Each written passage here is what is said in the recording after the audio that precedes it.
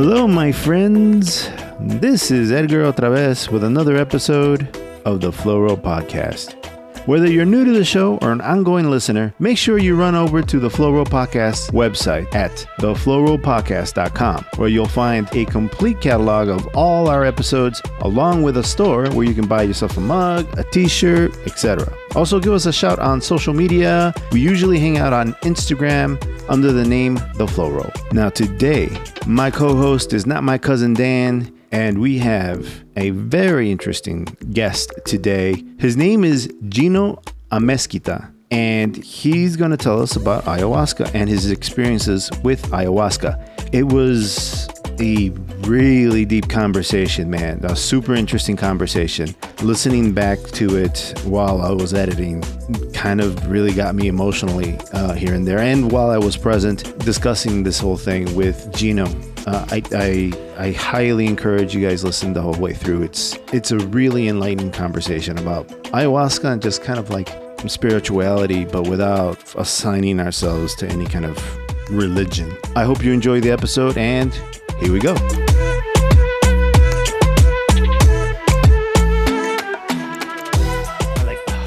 He's saying something. You know, some people like want to poo on stuff. Yeah. No, I like to enjoy myself. You know. So, but anyway. Here, let's get this going. So, welcome to another episode of the Flow Road Podcast. This is Edgar OtraVez, and today on the show, we're doing this shit live, buddy. We got in person. In person, that's right, not live. In person. We're doing this in person. I got not my cousin Dan. Dobranoc. I like the Polish. There you go. Like Gotta bring it in. Yeah, I like that. And today we have a special guest. His name is Gino Amezquita. And we're going to be talking about ayahuasca and his experiences with ayahuasca. So welcome to the show, Gino. Thank you so much for inviting me, Edgar. Yeah. I'm super excited to be here and being able to talk a little bit about my experience with this great, well, we call it medicine. It's actually a plant from Brazil that is called ayahuasca. It's just been recently showed up in United States and in Europe. No more than, I think, 5 to 7 years. So it's pretty new. It's very, very exciting news for some people, people that are interested in this plant and the benefits that this plant has. So one of the things that you and we talked about this a few times, and I find it very interesting. But like one of the things you were discussing with me about it is that you have all this stuff that was bothering you and that you were carrying around. And then when you discovered ayahuasca, that it helped you kind of relieve some of that. But I think one of the things that you kind of brought up that was very, very interesting is that you kind of need to go back every few months. Right. So, right. Like cleaning your closet doesn't stay clean. You got to go back to clean the closet. Exactly. Well, what's in my personal experience, ayahuasca is like cleaning your closet for all the bad stuff. But there is a part of the society that is very corrupted, and even if you are a good person, eventually is a machine that it tries to suck you in, and it start throwing you stuff. Problems at work or a misunderstanding or a conflict with this. Even when you are in traffic, you get these emotions, these hard emotions of tension, and to me it affects me. I start feeling like instead of having this clear image of myself and being very clear in my thoughts and my emotions, I'm start getting more aggressive. I'm starting getting more frustrated, and then I'm like, okay, enough. I know what I need to do. Thank God, ceremonies are available here in Chicago now. There are a couple of groups, really, really good ones, and it's not that easy to get inside the group because you have to be able to sign up for the next ceremony, and there's a lot of people that they are looking to feel better in their lives and to understand a little bit more about their lives. So small groups. So sometimes even if I want to go, I can. Oh. because it's first come, A lot of people first serve. yeah. So Yes. how does the whole group? I'm sorry, I don't mean to interrupt, but like, how does the whole group thing work? Like, you told me about this on the phone before, and we had like when you were telling me before. It sounds very kind of exclusive, right? It is. So then, like, how do you even? I mean, I don't want to get you in trouble. I don't want you to like give too much away that you're not supposed to. But how do you? If let's say you're a person that needs this, how do you go and find like someone, for example, who might be listening to this podcast? How do you even begin to find a group, especially when they're being so secretive? Right. Let's just start at the beginning. You know, ayahuasca. It is the mixing of these two plants. Ayahuasca is a mix of two plants. Mm-hmm. You gotta find these two. If you bring this, you can find these plants and buy them. The problem is when you combine them, then it becomes like an illegal substance. It becomes a drug. Okay. And that's one of the problems with ayahuasca, that it has to be very secret. Not anymore, because now these groups are being part of an indigenous churches that are legal entities. So now these groups are allowed to be partners with them, like little branches. Okay. And when you sign in with these groups, you actually become a member. You have to submit your membership. They give you a card. So it's literally legal right now, and you are under protection. Religious protection. A religious protection. Okay. But in the other hand, is ayahuasca is not for everybody. You know, it's more for people who try to understand who they are, who are getting a little bit of conflict between like, what am I doing here? What my life is? Yeah. You know, what's my purpose of being here? People who are wondering like, is there something more about life than just get out of bed, go to work, eat, sleep, you know, get married or this? Like, is there more, right? Like, what about me? So ayahuasca is very, very, very good in answering all of those calls. But I have to recommend someone. Okay. So I will be responsible. For example, if I invite you, if you turn out bad, I can get they can not invite me anymore, or they can take me out. So you get kicked out. So I get kicked out, and you get kicked out. Right. So I am responsible for the people who gets inside the group, and I don't want to get kicked out of the group. To find these groups is a little bit challenging. It's a little bit challenging. It took me 2 years to find a group. That it was not in Peru or in Brazil in the Amazons.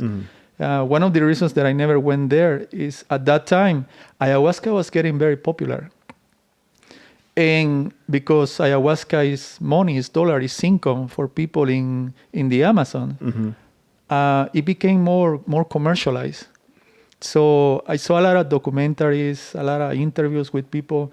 They didn't know if they were going to a good shaman or a religious group, Right. or if they were just getting scammed. Yeah. You know, and literally there are some videos that when you go to these places, people on the streets, you know, here's ayahuasca, you want some ayahuasca, selling Jesus bottles and Christ. bottles of ayahuasca. You really don't know what you're getting. Yeah. And this is something that I've been interested in for a long time, and have more than once started to plan a trip to Peru. Yeah. And then, always kind of just got a little too intimidated by it, because how do you know? How do you know? Am I gonna spend thousands of dollars and then find out this is a scam? Or I've heard of people, spend thousands of dollars and then they get there and they have to go through some kind of like medical examination, and then something, there's something wrong with their heartbeat or something, and they get denied, and so they've spent all this money and then they don't get to do it anyway. Right. And it is not cheap. It's like $7,000 to $10,000 to go. To go over there and to get go all and that do done? a ceremony over there. How much a big deal. How much is it here? Different groups have different prices, but the average is like $200, $250, Oh, that's up not to bad. $400 per night.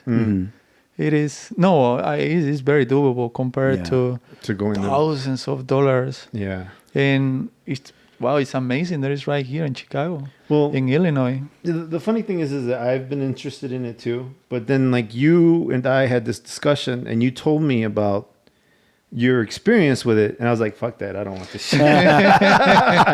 Well, I have. Well, I mean, it's just like what he explained to me. I guess it's kind of like it's so revealing, of yourself that it made me afraid of what I might find out. You know, and everything that I have read and watched and seen about this it's an intense experience. Yes.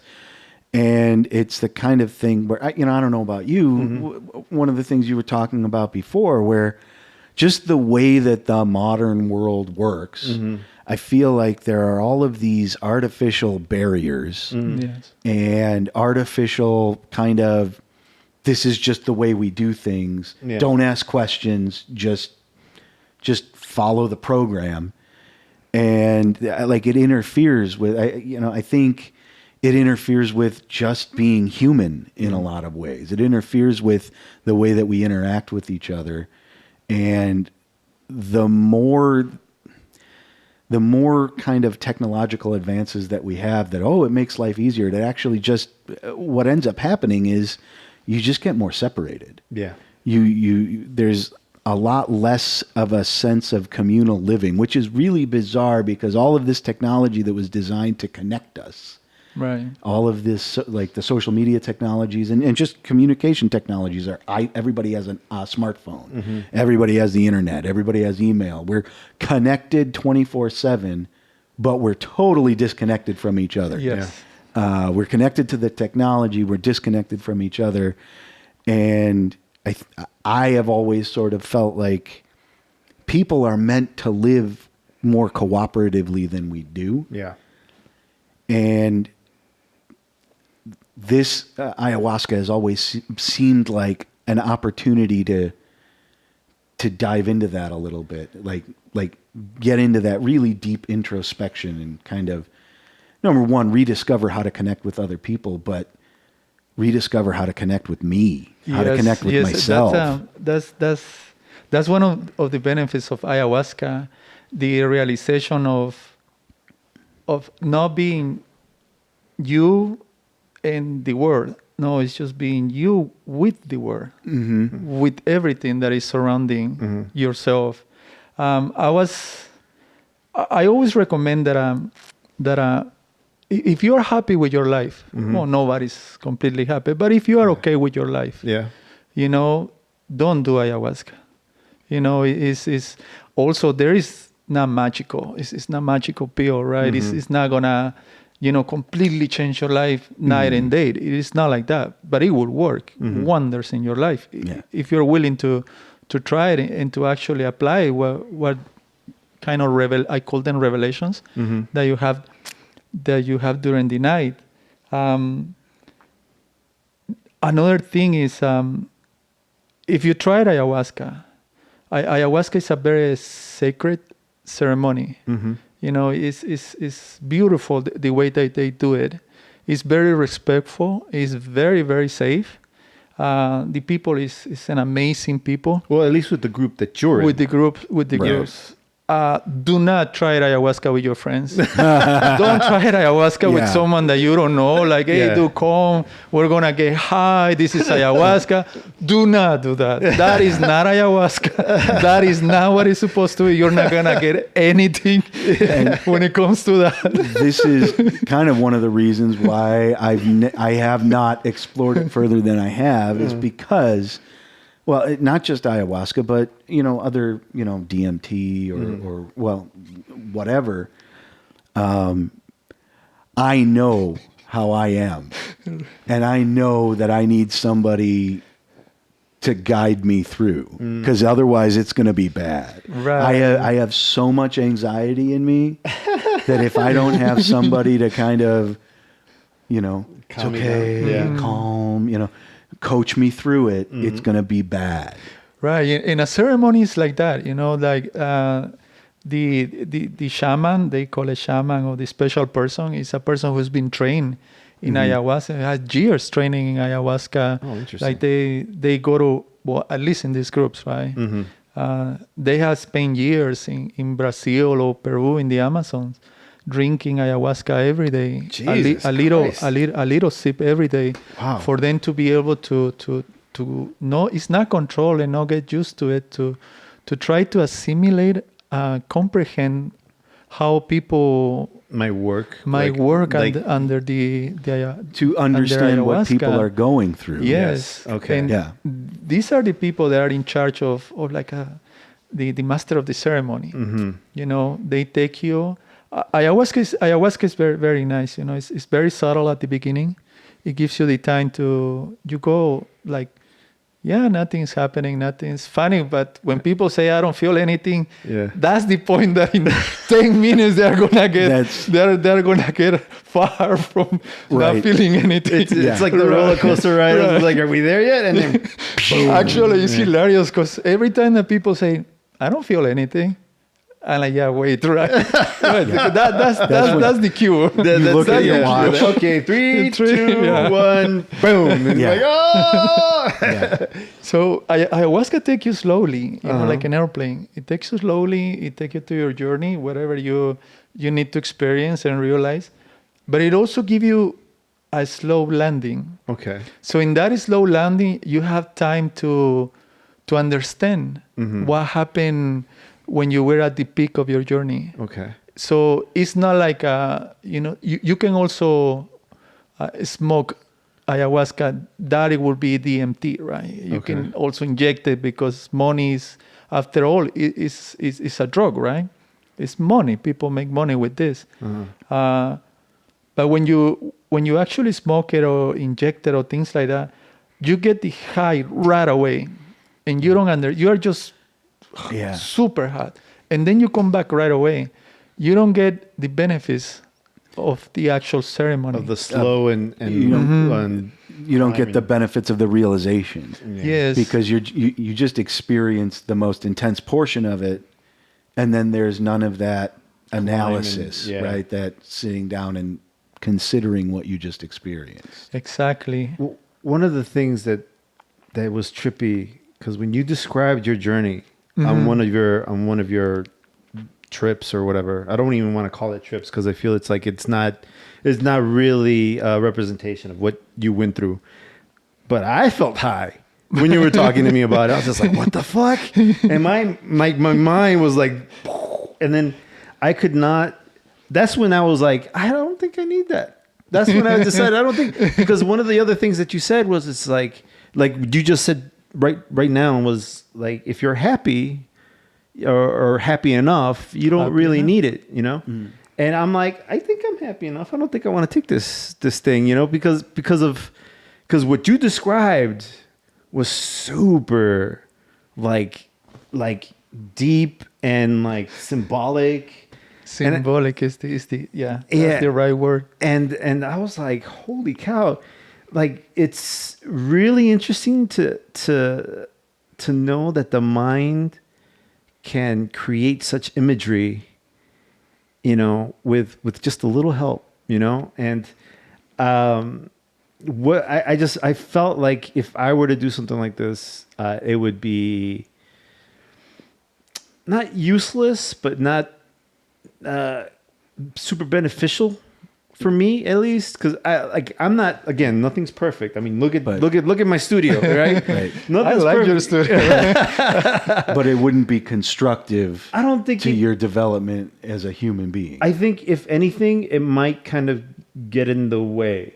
Might cause you anxiety about things. Well, and it might make me look at something that I don't need to look at. Right. Because I'm like, for example, just all the things I'm trying to do. I got the podcast, I got work, I got this, I got that. I know none of it is great.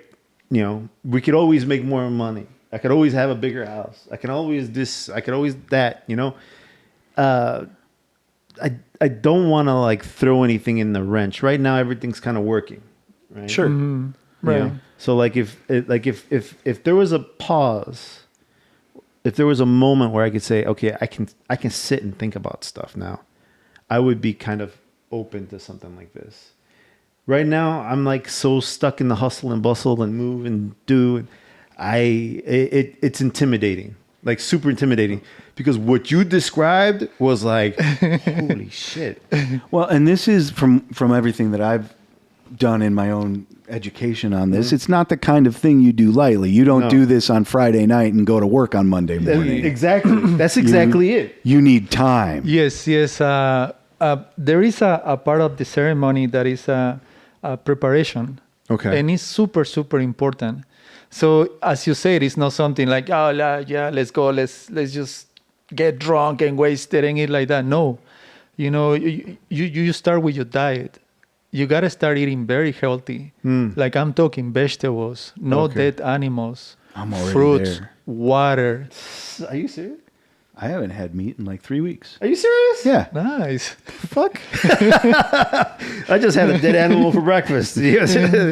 But go ahead. So you start with your diet. It's super, super important, the diet, because the first reaction that you have when you drink ayahuasca is to get it out. And they recommend you, whatever you do, keep it in, at least for 15 minutes. Okay. So people who don't do the diet, they have a hard time physically. Okay. When it comes to drinking the medicine. Okay. But you start with your diet. So a lot of water, no alcohol, 3 days, 4 days before, no alcohol, no sex, no smoke. No sex? No, yeah. So your preparation is really important. Also, they recommend, try to avoid conflicts, try to avoid stressful situations. And the other thing is meditate. Meditate as much as you can and practice your breathing. And the other important thing, to me, one of the most important things is your intention. What kind of intention you're going to have in the ceremony? Your intention is pretty much the road that you're going to take. So some people ask for like, can you teach me how to be more understandable in life? Can you please teach me or show me what is...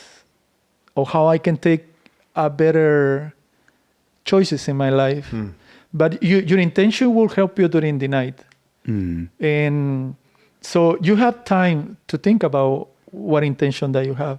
Some people have problems like medical problems or terminal illness, like people who are fighting cancer or big depressions that unfortunately drugs and psychology or therapy don't work. How can they have at least a better understanding of life and death when they are going through this? So a lot of people who are suffering for terminal illness, they go. And when the ceremony comes back, it's amazing what they say. Like, one person say like, you know what, I'm not afraid of dying anymore. Like I am not. I was terrified.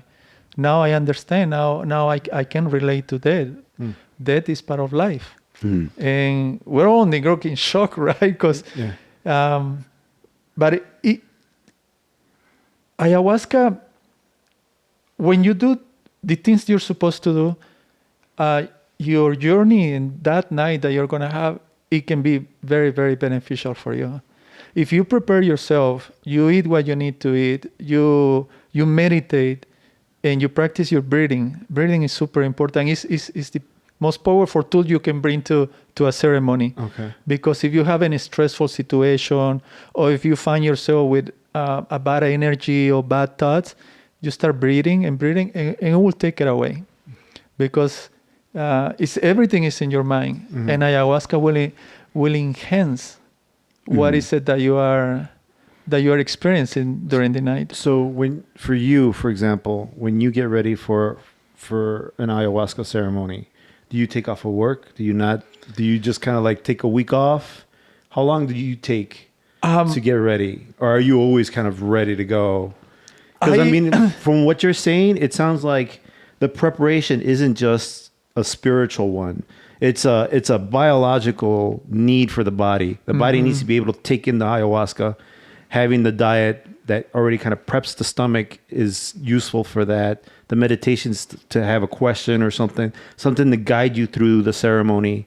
So, and the breathing is probably also part of that helps you kind of, again, last the ceremony, get through the ceremony, not throw your stuff up.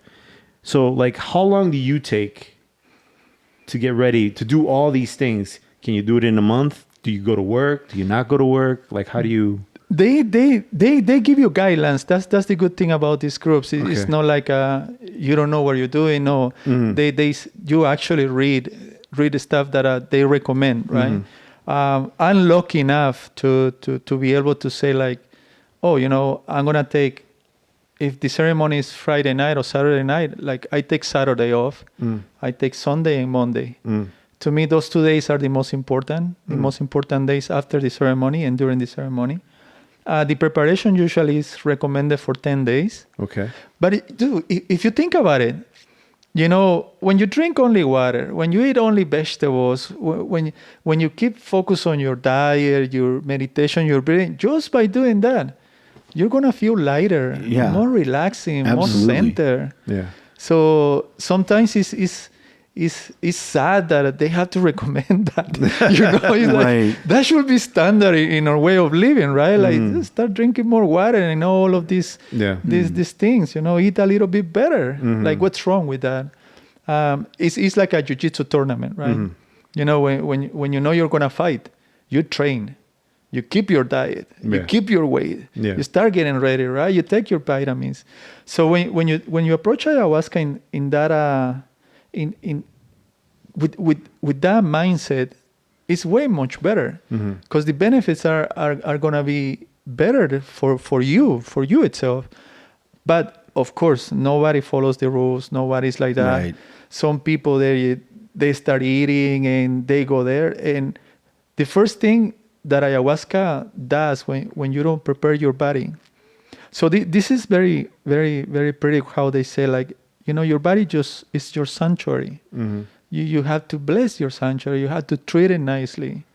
Don't put anything in your body. It is your body. It's the only thing that you actually possess in this world until your life is over. Yeah. Right? Your house is your house. Your car is your car. You can't take it with you. But those are things here and there. Your body is the one that it goes with you all the time. Treat it nicely. Yeah. So there are certain things that the group say that they're very spiritual, and they just sound very cool, man. Like, when you start, like, approaching life in that sentence, like, well, my body is my body. This is me. Whatever is inside here, but this is the tool that I have right now, and it's gonna end eventually.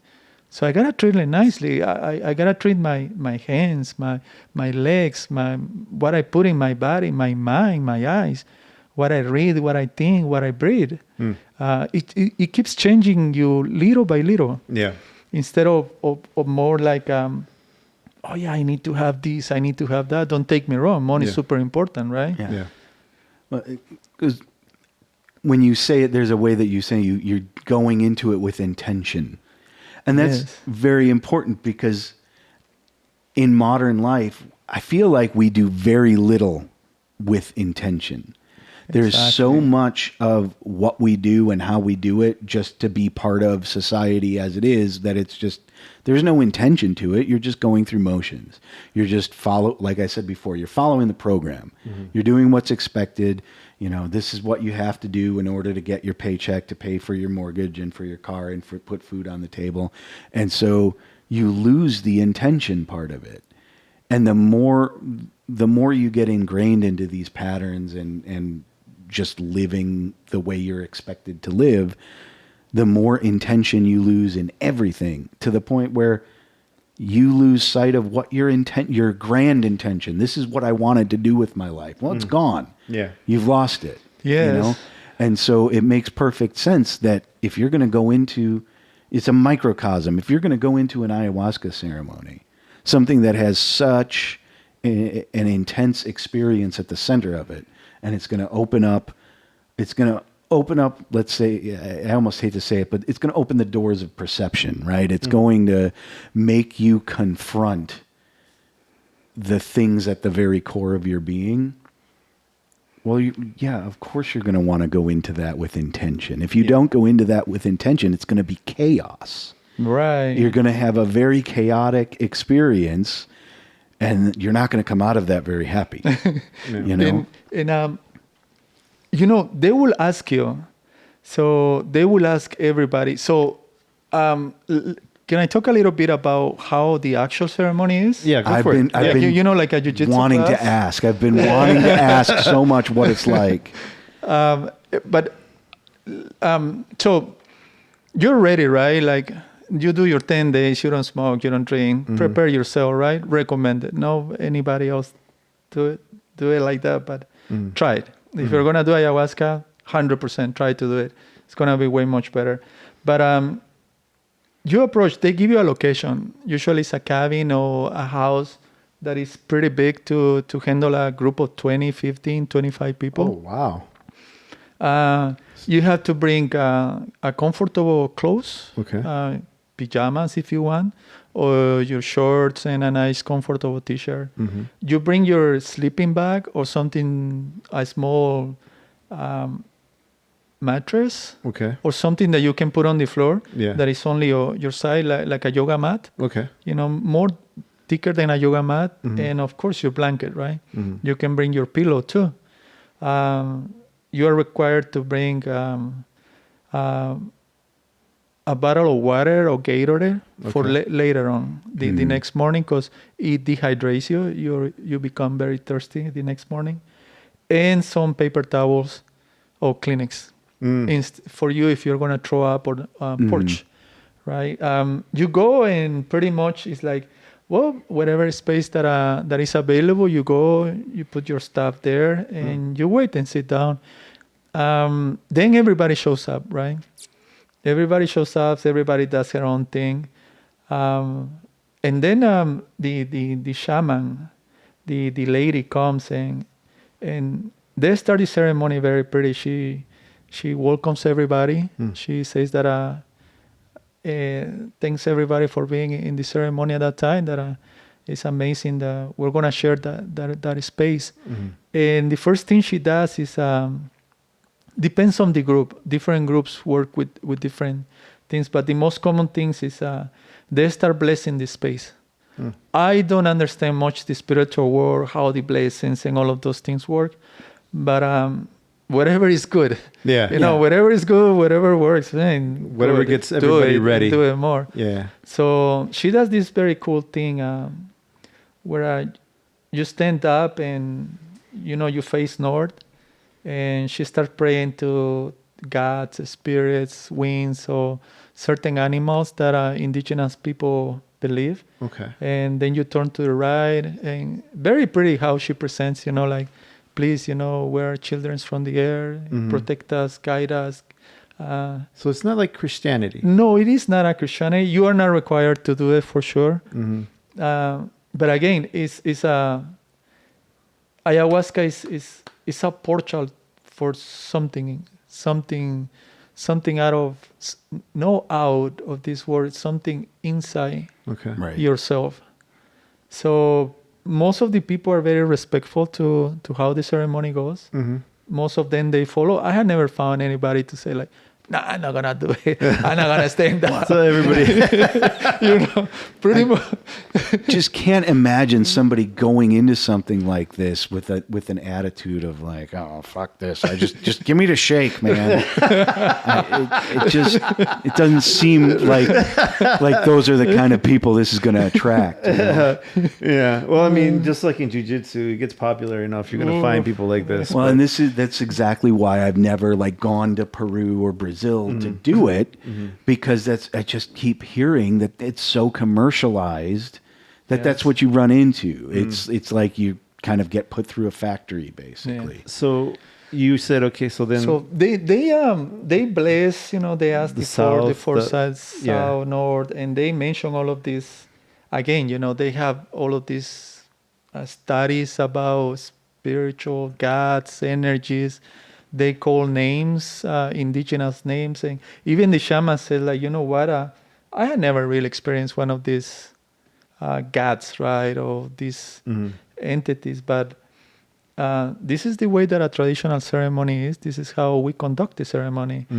Like you guys are welcome not to believe in it. You guys can pray too if you guys want to pray, or meditate if you want to meditate. And other people, they bless. They start smoking a special tobacco and start throwing tobacco on you. You receive it, or some water with rose water, and you put it on your body. You smell it, you touch it. They literally bless everybody, and they prepare the ceremony.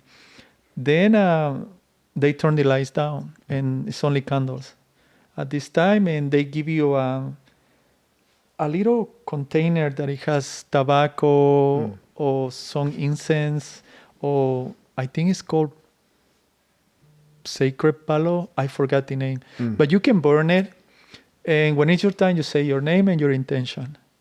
And when you finish, you pass it to the next person. Then you say your name and your intention, and go on and on and on and on. When everybody says their intention, that is very, to me, it's like, okay, now we kind of know how the group is gonna go in this journey. Like, oh, I see what kind of intention everybody has. Okay. What do you mean by that? Like, are there the people that are showing up all kind of similar? Like, no. It's more like you don't know anybody who is there, right? And then you find out, like, oh, there is a comedy guy. There's a very serious guy. Oh, there is a guy who likes to do bad jokes. Or right, or there is the shy guy, and you're like, okay, this is the group, right? Oh, I see. Right? It's kind of like give you that. Okay. So what are some of the intentions that people typically have? Well, I don't know if it's typical, but it is very, very personal. Some of the intentions, you don't relate to them. Okay. Some of the intentions, yes, you do relate to it, like understanding life, like how to stay, no, how to protect yourself from bad energies. Not in this scenario of, there is a ghost or this. No, like problems that happens in life. Sometimes just, it's amazing. That's the thing that I don't understand, that sometimes you just crash with another person right in that time, at that moment. Like when you turn your head and somebody's just staring at you, right? Those are the kind of energies that they are talking, like, how can I, if I left my cell phone, if I gotta go pick up my cell phone, I will not gonna have the accident. Kind of like that. Okay. That's the idea of the bad energies. Help me not to get into these problems that it can just happen. Again, and I'm sorry, guys, I keep repeating myself. I don't understand the spiritual world, the energies, how they work, but everything vibrates. That is a fact. Everything vibrates. Everything that is here right now is moving. Okay. Everything is moving. The earth is moving, and the earth is vibrating. We are vibrating with our heart, or heart pumps, right? Boom, boom, and we have energy all around us. That's the vibrations. Depends on how you vibrate is the things that you attract. Again, I don't know how it works, but that I can prove. Vibrations, energy, and everything moves. So when people ask for those kind of intentions, that's how they are trying to avoid those bad energies, those bad vibrations, that they want to change vibrations. The other things that I have seen that people go,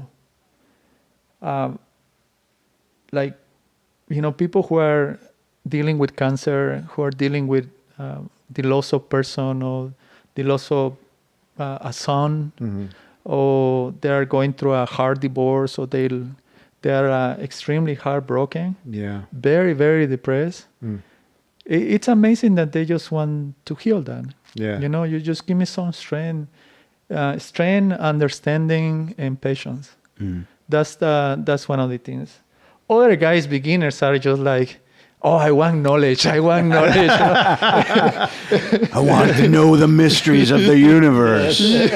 All of it now.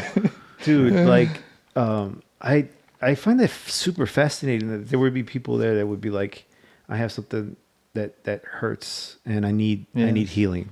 Yes. And I could see, like if something like this works for someone, like fuck it, like let's make it for everybody. Like if this can help a certain type of person, like I can only see good mojo coming from it. It is very, very, very pretty how it works, man. Because when people say there are no coincidences in life, and you start realizing, and maybe it's just in your head, but I'm pretty sure someone who hears this broadcast is gonna be like, "Oh, that's what I wanted to hear from ayahuasca. That's the push that I needed," and it's very interesting because I don't know if you look for Aya or Aya looks for you. What's Aya? Ayahuasca. Oh, ayahuasca. Sorry. Okay. Instead of saying yeah, I get it now. Okay. So you think ayahuasca, that somehow this is a chance and that you could meet because that's your path. Right. Like ayahuasca is very new and it was very sacred and it was very protected for the native people in the Amazons, but it got away. It got away and people are starting to use it and realizing the benefits that it can have in your life. It is unbelievable. As I was mentioning, it's scientifically proved that you're dealing with a big depression or very traumatic things in your mind, in your past. It is a 15 to 20 years of therapy in one night. I've heard that, and it's fucking amazing. Yeah, I feel like for years, because you just put it that way, I feel like ayahuasca has been looking for me. Wow. And I'm not just saying that lightly. I'm not saying that to be funny, because otherwise, how would I have discovered it in the first place? Yeah. Especially because it's like I've been looking into this for like 15 years now, you know? Wow. And, I feel like I have a lot of dark things that I want to confront. And I mean, it's an intimidating thing because, like, I mean, I've done my fair share of others, right? And I mean, I know how I react to certain things, and like I say, I mean, I carry around a lot of anxiety, and that leads to a lot of anger and a lot of frustration and a lot of destructive behavior throughout the history of my life. And this is one of those things that it's like I feel like I could potentially get to the root of some of that. You feel like this would benefit you. Yeah. But one of the things I've been really curious to ask is, can you talk about some of your experiences? Like, number one, how did you come to it in the first place? And what was it like that first time? I was actually thinking about that. My first experience, I was so desperate to try ayahuasca. I was willing to try anything, anybody. But I don't know if lucky enough. I guess it was lucky enough and unlucky enough. Because we went to this guy and oh my God, that was incredible bad. And in this ceremony, I was so afraid. When you approach Aya, you get very intimidated. And I don't think it's about the ceremony. People don't get intimidated by Aya. They get intimidated by who they are. How are you going to see yourself? Yeah. And that is a scary thought. That is a very, very scary thought when you see yourself weak, really completely naked, no lying, no, everybody presents themselves different to friends, to work, to a female, to kids, right? We all have this, and it is normal. That's the way we function in society. Yeah. But people are super afraid to look at them like, oh my God, this is me. Yeah. They are very, very afraid. One of the things, I was so afraid of how I was going to react, and I didn't know anything about ayahuasca. At that time, we didn't have too much knowledge about what was this kind of ceremony. And I was afraid because at that time, it was a blue belt in Jujitsu. I'm like, I can kill someone really fast, I can cock someone, and what am I going to happen, right? Like, I got all these misconceptions of, you don't know who you are, what are you going to do, what are you doing, which is a complete lie. So I went and I talked to the guy, and I'm like, man, you know what? I'm a trained guy, you know, I train in Jujitsu, literally in the art of killing people slowly and breaking their bones, right? Yeah. So it's for someone to try to hold me, it's going to be very hard for them, right? Yeah. And he's like, yeah, don't worry about it. And he just caught me by surprise, like, don't worry about it, right? So the thing is, with the ceremony, after they bless, they turn off the candles, and everybody goes and get a little shot of the medicine. It's just a little shot? It's a little shot. It's a little shot. And the taste like earth, like if you're tasting earth. The consistency is heavy, the flavor is bitter, and it's not a very pleasant in your body, in your mouth. You drink it and you don't feel it. It's just in your mouth. But you feel just this sensation, and they have some grapes. You pick one or two, and that's it. You go back to your spot, and you stay there. Now, in my first experience, 1 hour passed, I didn't feel anything. And people starting to breathe heavily, you know, starting to turn around, being a little uncomfortable. Me and another friend, a female, we went to this ceremony. We were next to each other, and we were like, do you feel anything? Yeah. Right? Yeah. Remember, do you feel anything? Yeah. No, I don't feel anything. Time passes, you know, 1 hour, 1 hour 15. After 1 hour, the person calls again for a second dose. 1 hour, 1 hour and a half. You're like, this guy called again. And we went like, okay, you know, let's try it. So I went, I got another drink. So and I came back. Are they giving you a second dose because nothing's happening, or because no? It's traditional. It's part of the ceremony. It's part of the ceremony. Okay, I'm sorry. Go ahead. And after that, I saw something that it moves, right? Like colors. Now I understand what happened, right? Because your brain is 10% colors and 10% light, and then it's 80% of how you interpret life. So at that time, I was enhancing my color part and the lighting part on that night in my journey. So I saw something moving, right? I'm like, oh my God, like, wow, right? That was cool. But then my body starts feeling very, very heavy. You know, like if you're super tired, super sick, like I'm like, no wonder the guy laughed at me.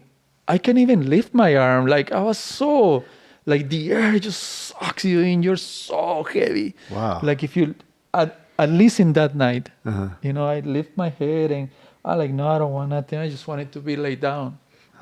I didn't know much about breathing. I didn't know much about the dieting.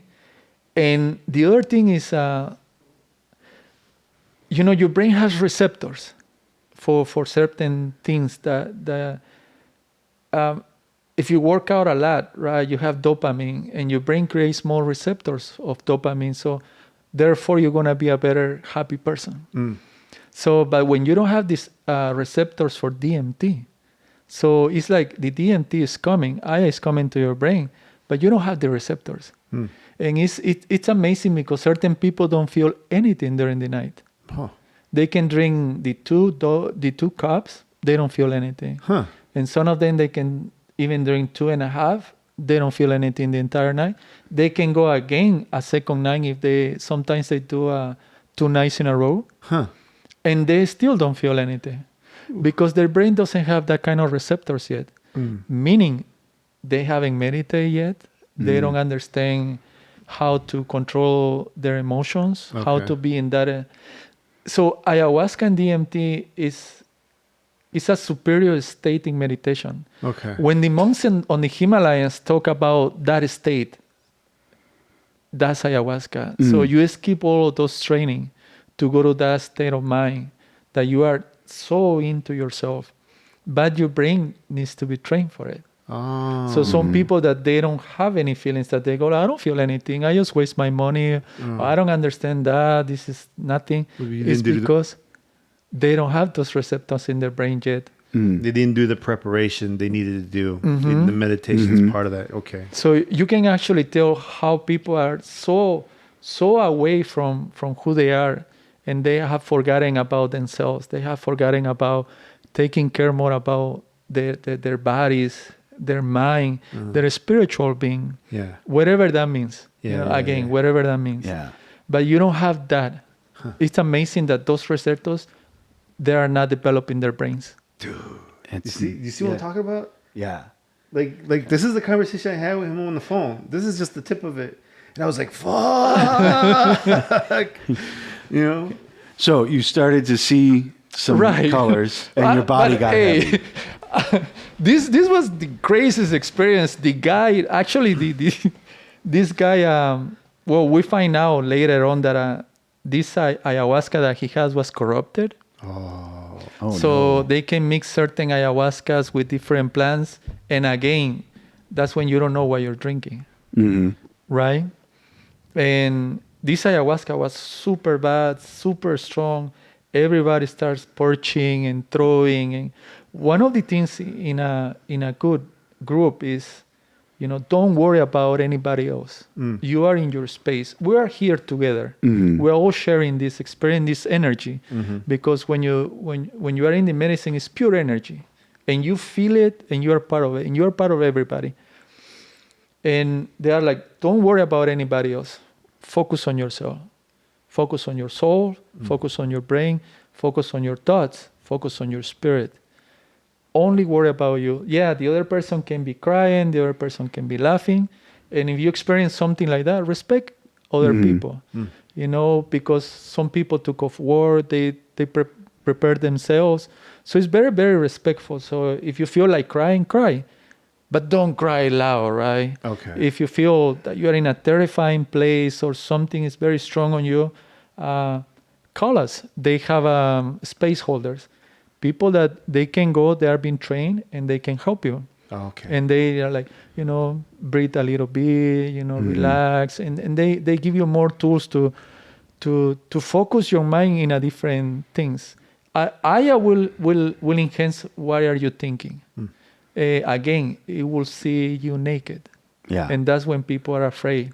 People are afraid to see what are you really terrifying of. Yeah. And why are you afraid of these things?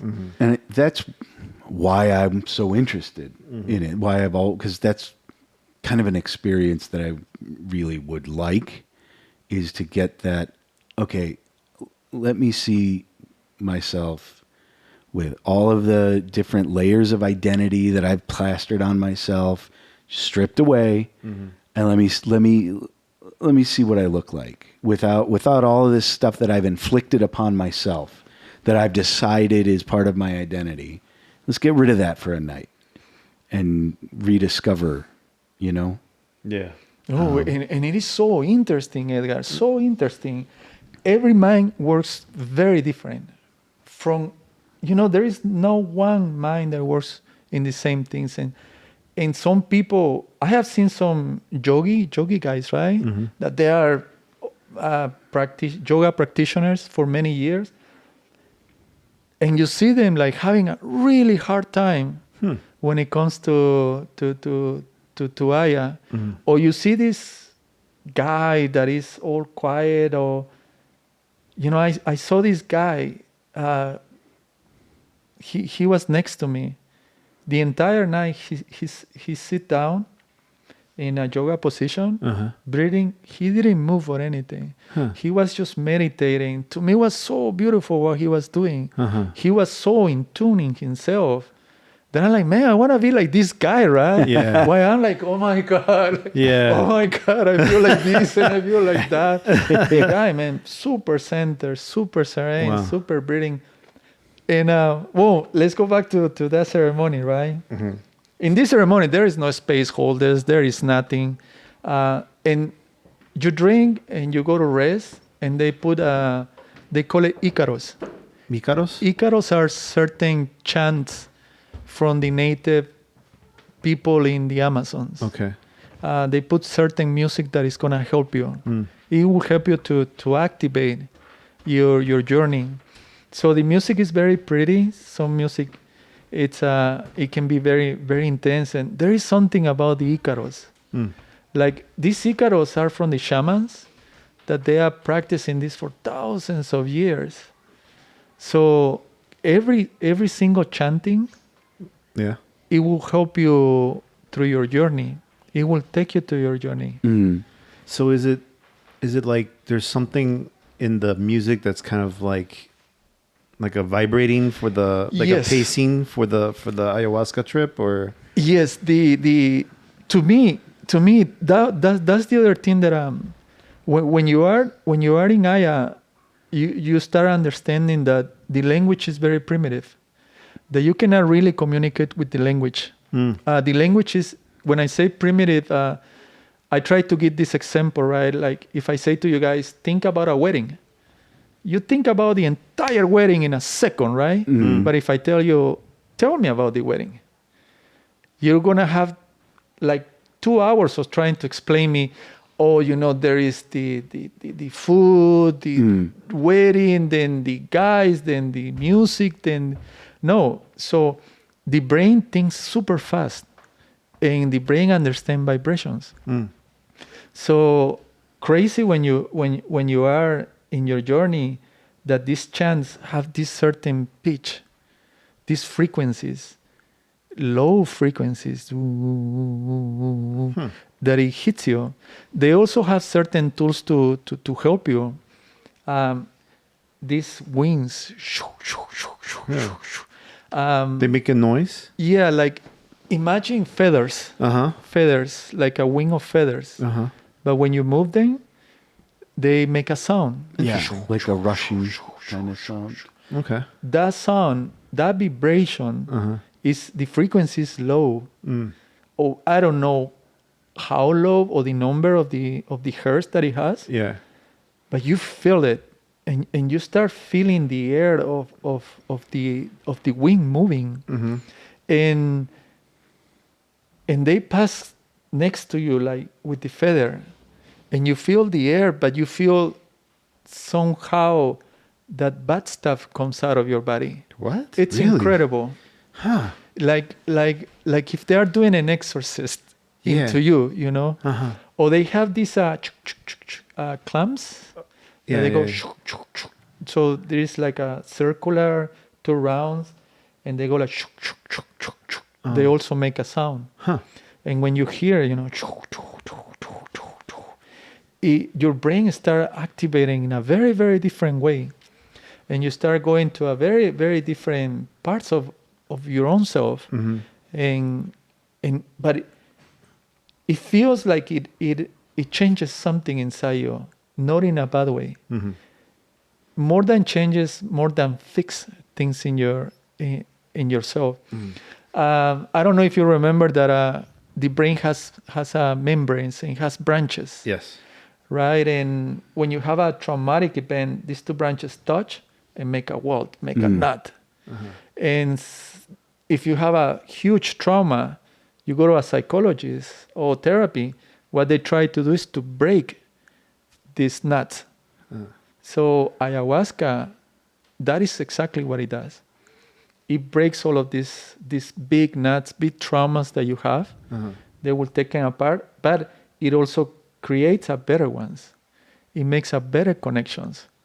And it all happens with the Icaros and with these little tools. So, like, one of the things that kind of is making sense to me with what you're saying is there's these wave files or these sounds that you can pick up for concentration. I don't know if you can like look, binaural beats. The binaural beats. Yes, exactly. So that's exactly what I was thinking. Like this is probably kind of doing something at that level that's enhancing the way your brain is functioning during this trip. So like that's crazy that they found that way before, thousands and thousands of years ago. Yeah. These groups, the really good ones, are very traditional. They are against frequencies, to use real frequencies, to use more, let's say, technology. They use playlists for the music because the music can also make you feel good, right? So it's a make you feel good music. There is also sad music during the ceremony because sometimes you need to touch those weak points that you're trying to put in a place and just lock the door and never see it. But even though you put it there, it's still there. So Aya gives you the opportunity to go and open those doors, and being able to be like, wow, you know, I should, maybe it's not confront this, maybe it's like accept what is happening in my life, because it is my life. You know, it's part of being alive. Life is not a, life definitely is, it cannot be fair, it cannot be happy all the time, it cannot be all glory, all successful. We have sadness, we have losses, and Aya shows you that it's just life. That everybody suffers, that everybody has those things. But the more that that you are accepting that in your life, the better you live your life, instead of just closing it. So I have cried too. My mom died. It was very hard for me, and it took me a while to confront that loss. And eventually, in one of the nights, I was like, I'm ready. You know, I'm ready to think about what happened to my mom. I lost my mom when I was 21. Okay. So it was very hard for me. I was very close to her. You're young too. Yes, and I miss her all the time. You know, even in later years, I found myself crying, being like, I miss you, Mom. I wish you were here just to talk to me. Because your parents are your parents. They are going to love you no matter what. They're always going to be there. Well, 95% of the time. Some parents aren't so great. But at least you know they are there, right? Yeah. Like, this is my dad. Then it was beautiful. It was beautiful what your mind can create. Can I share the same thing that I tell you? Like, yes, please. Yeah. This place, I was already in. Okay, in the ceremony, you will have so deep state of concentration, of meditation, that you can go to they call it a different dimension. It's not scary. It's not like out of this world. You are there. It's like a dream, but a vivid dream. Okay. You're still in the same place. You're still feeling your body. You are you, but in a different perspective. Like there is a beautiful place when time is just a concept of humans, but we don't actually know what time is. And you go to a place, or I have been lucky enough to experience that there is no time and space. It's a place where everything moves, but nothing moves at the same time. I know it sounds crazy, but I experienced that. It's amazing how everything moves and nothing moves. So when you are lucky enough to go to that state, again, you have to help your journey. That's why you breathe, you relax, you enhance your meditation, your trance, let's say, to be able to go to these places. In your brain, places in your brain, because nothing is outside, it's only inside. And I start looking at Mother Earth and how it vibrates, right? Like boom, boom, boom, right? Every day, the turning. And I'm like, oh, wow, this is why we like music, right? This is why we like the boom, boom, because we, being alive, our heart is pumping all the time. So I was thinking, that's why we like the music, right? The boom, boom, because we have a beat. We have a beat. Right? We got boom, boom, boom, boom. So I start thinking like, oh my God, my heart is so heavy. My heart is so heavy. And I look at my heart and I grab my heart and I put it on my head, and my heart was very, very bad. It was a dark color. It was all ripped, and like if people had thrown things on it. Oh, wow. And they also recommend that you can talk to Aya. You can talk to her as much as you can. And I told her that I didn't want my heart like this. That she can help me to clean it or to give me another one. And when I was saying that, I started crying. A very, very deep cry. Again, right? Only to me, and try not to bother people. But I didn't want it, right? And after a while, I saw myself inside the womb of my mom, like when I was a baby. And it was super real to be there. Like I felt that protection and love of my mom. Yeah. And right away, I'm like, oh my God, I'm in the belly of my mom. I'm in the memory when I was a little baby, fetus. And I look all the colors and I feel that, and I saw the umbilical cord. And then I start hearing my mom's heart. Boom, boom, boom. And I'm like, oh my God, like my mom didn't act, she died physically, but I am her. Like she make me, literally built me, and I start hearing my heart again.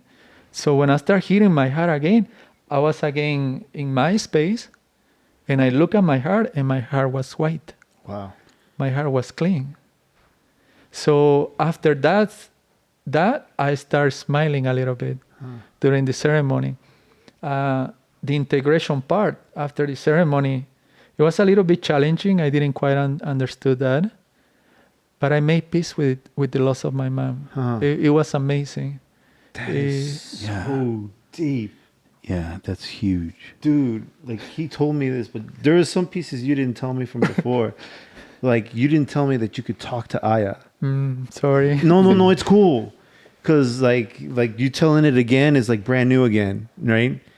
But the fact that you have all this crazy symbolism that you're inside your mom, and that you are your mom, that's a huge realization, and that it's like saying that she's not gone. She's not gone. She's with you no matter with me what. all the time. No matter what, because she made you. You know, it's dude. Yeah, I'm a little emotional. I'm not. It's huge, right? It's like wow. Yeah. It's amazing. That is amazing. Like all that stuff, and the fact that you told Aya, you know, my heart it needs help. Can you help me clean it? And there's all this stuff that you said that people put on it, that threw on it.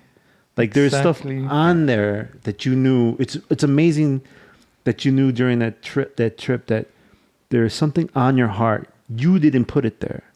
Other people threw it on there. Throw it on it. Yeah. Like and you said throw.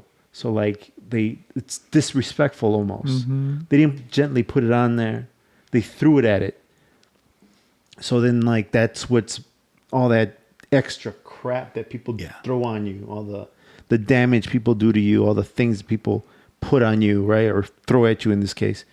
It's the damage that you've been taking, right? Because when you throw something at something, it's disrespect. It's disrespect. It's hostility. It's hostility. Yes, hostility is perfect. That's the perfect word.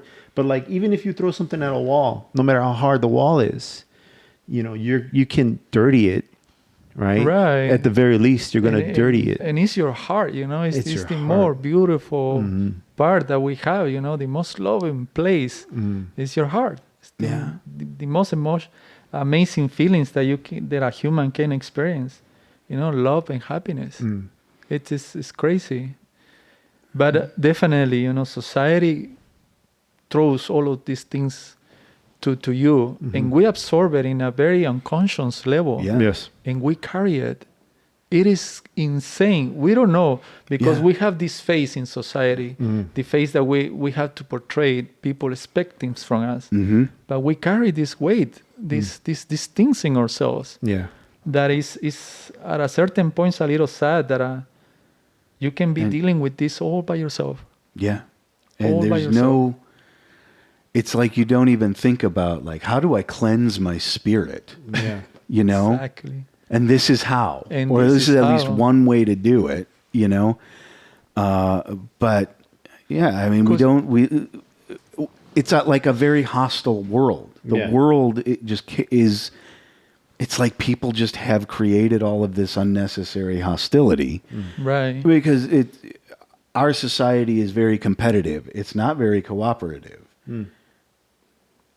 But if you really start digging back, like the way that society became society was people decided at some point, everything's easier if we live cooperatively. You know, it's a lot easier for 100 people to survive together by working together than it is for 2 people or 1 person to survive on their own.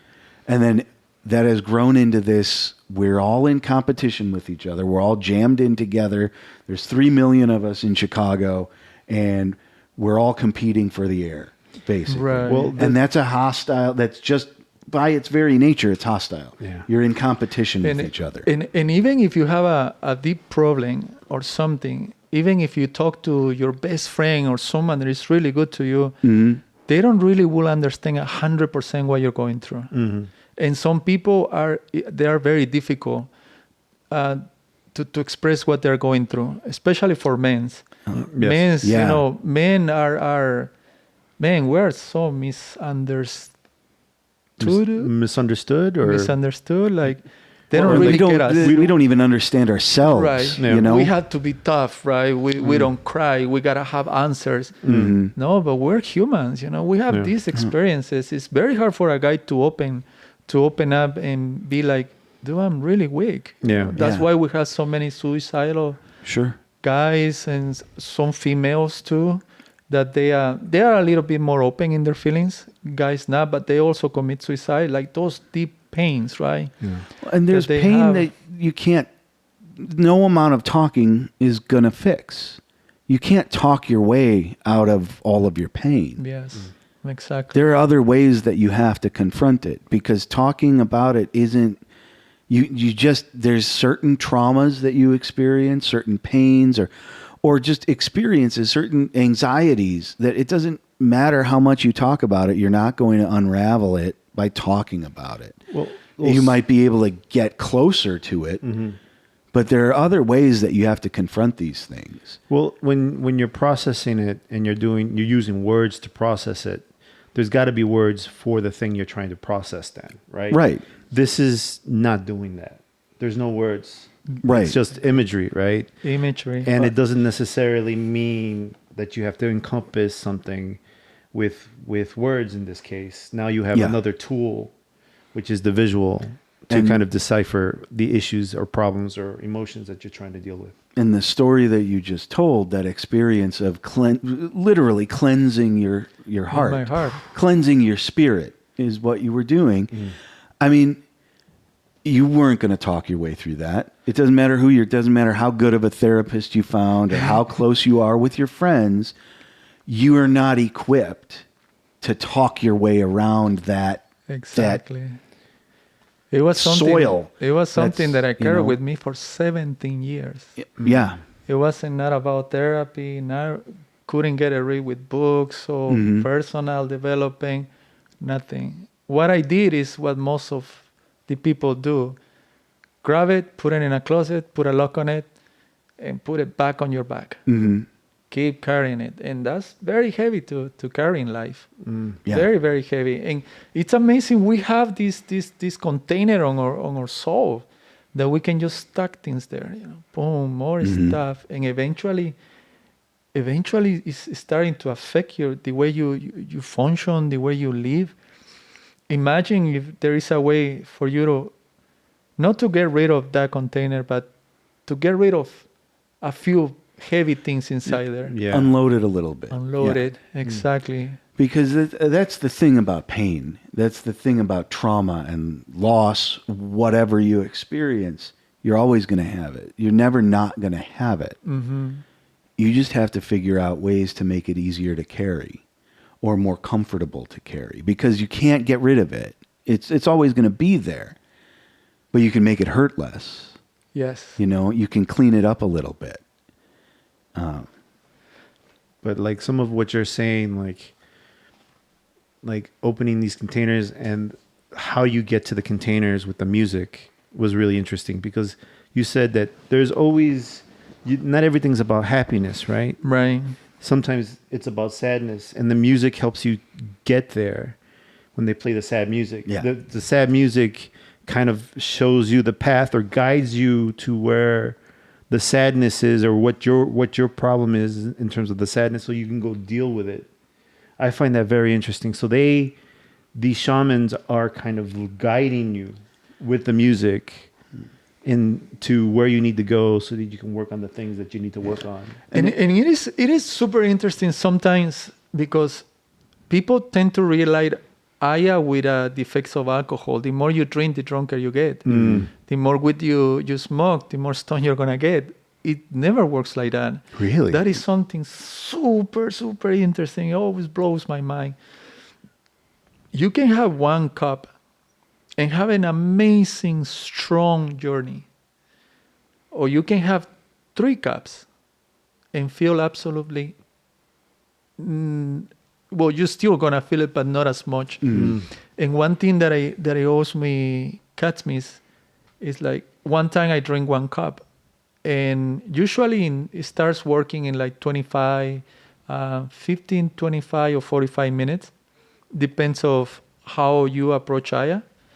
And I took this first dose, I went, and 10 minutes I was out, man. I was completely breathing in that state of concentration and just going through my mind, going through my emotions and all of these emotional feelings.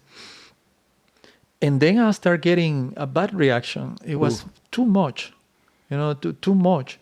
And my mind started like going really, really fast. And again, don't panic, don't do anything. You got your tools, right? Breathe. Just breathe, relax, concentrate, go with it. And by the time that they called me in a second dose, I was thinking, no, it's gonna be too much. But I went to talk to the shaman, and I told her, like, look, you know what? I'm very, very, very, very. This is very strong for me tonight, right? It's been challenging. And she goes like, drink another one and relax. That's exactly what she said. Yeah. I got the second one, and by the second dose, certain groups, different things.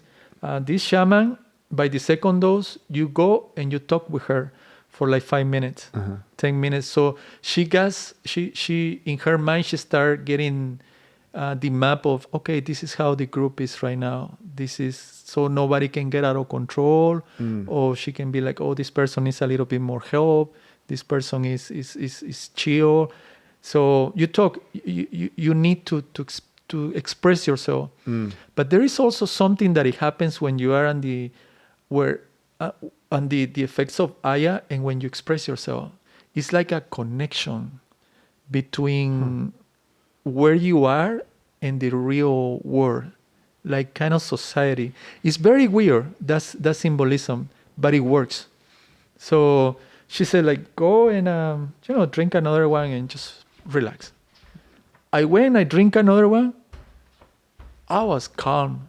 Yeah. I was so nice again. Really? I was in this beautiful place again. I was not having a hard time.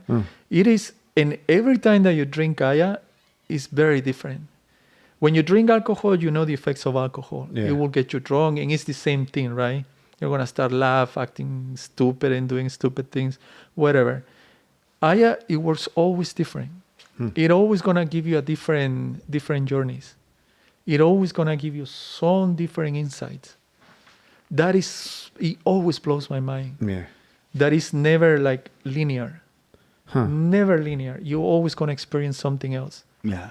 Something else. Yeah. And it is not much about your Aya, it's about how your brain gets wired during the experience that you are living in your society. So then you start realizing, wow, society is really heavy.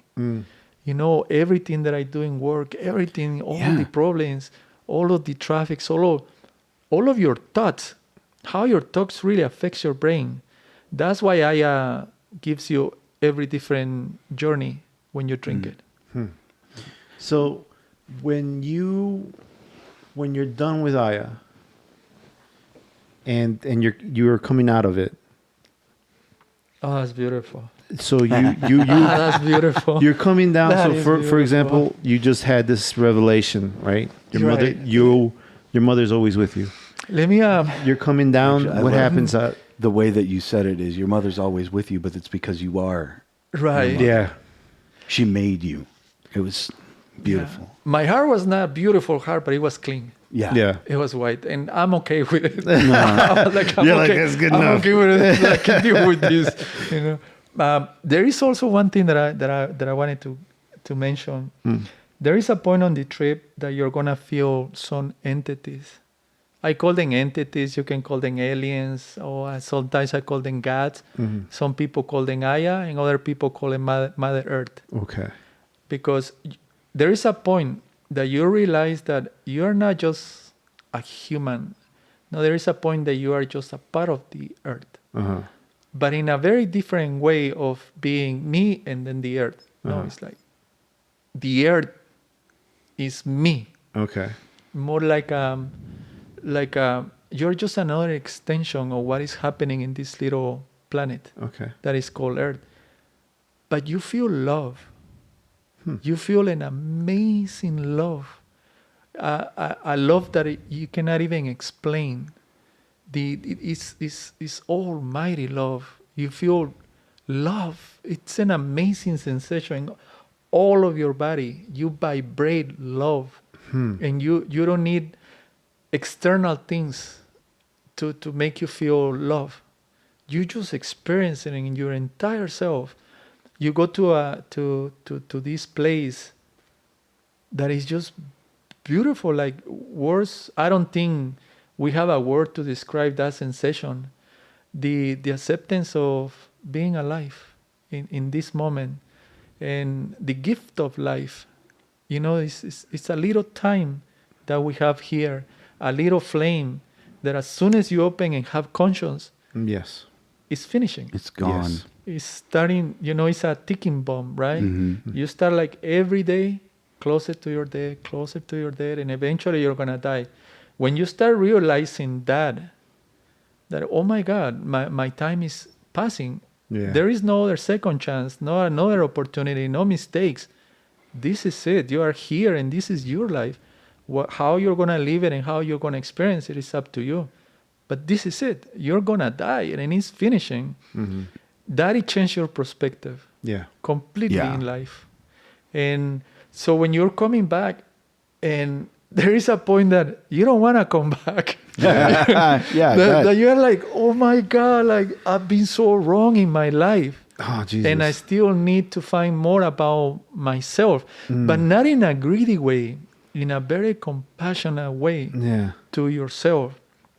Now you come back to this with this goal in your life, like, oh my God, like it's not that I'm gonna stop drinking, I'm gonna stop. No, it's like you don't have any more desire to drink. You don't have any more desire to eat bad. You don't have any more desire to eat just bad or be with bad energy environments. You start like going and drinking more water and treating yourself more kindly, treating more people more kindly, accepting more people for who they are instead of judging. Stop judging. But at the end of the ceremony, everybody comes back and the shaman closes the ceremony. And this is very important. She does a certain, again, cleans everything, welcomes everybody. Some shamans play music and everybody can sing a song. Otherwise, they just do a little exercise. Otherwise, it's just they put a song to welcome the morning. And then everybody shares their experience. What happened during their night. And everybody, you start seeing like, oh, wow, they had this realization and this realization. Some people will come saying like, oh my God, the most common things again is that we're losing the planet and we're losing our identity as humans. Yeah. Like, remember what I was saying, that we're not animals, but we behave like animals. Even animals, they only kill when they're hungry. No, we kill each other for money. It's crazy. We have this beautiful brain, but we still behave like animals because of money. We're still like not help each other like the way we would like to help. So those are very common threads. Some other people come like, I remember this guy. Different minds, but everybody's welcome in this group. This group is full of love and acceptance, kind of like Jujitsu, Nobody's left behind. Yeah. And this guy will, one time, he was saying, I really like Aya, and but I'm gonna clean my room.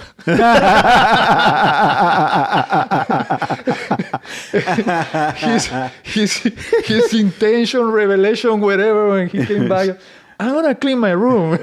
I'm gonna clean my room. I had a beautiful experience, and I gotta do laundry. I gotta do a load of laundry now. And it took me a while, but I was thinking, well, that's a really nice beginning for him. Yeah. Sure. To organize his life, right? Maybe his room was a representation of how this organized he was in his life, how didn't care about things. Mm-hmm. And it was just funny, but it made a lot of sense. Well, It makes sense to me. Yeah. Sure, Right. it's I'm one of gonna those clean my room. situations where, I mean, simple things can be very symbolic and Yeah. very powerful. Simple actions like that can be like the first step down the path to healing as a whole person, you know, Healing, or maybe some kind of or progress. Progress. Or, Yes. Yeah. Development. To be able to kind of control your environment a little bit gives you a certain amount of power. Maybe even over yourself. Maybe that's what he feels. Maybe he felt a little.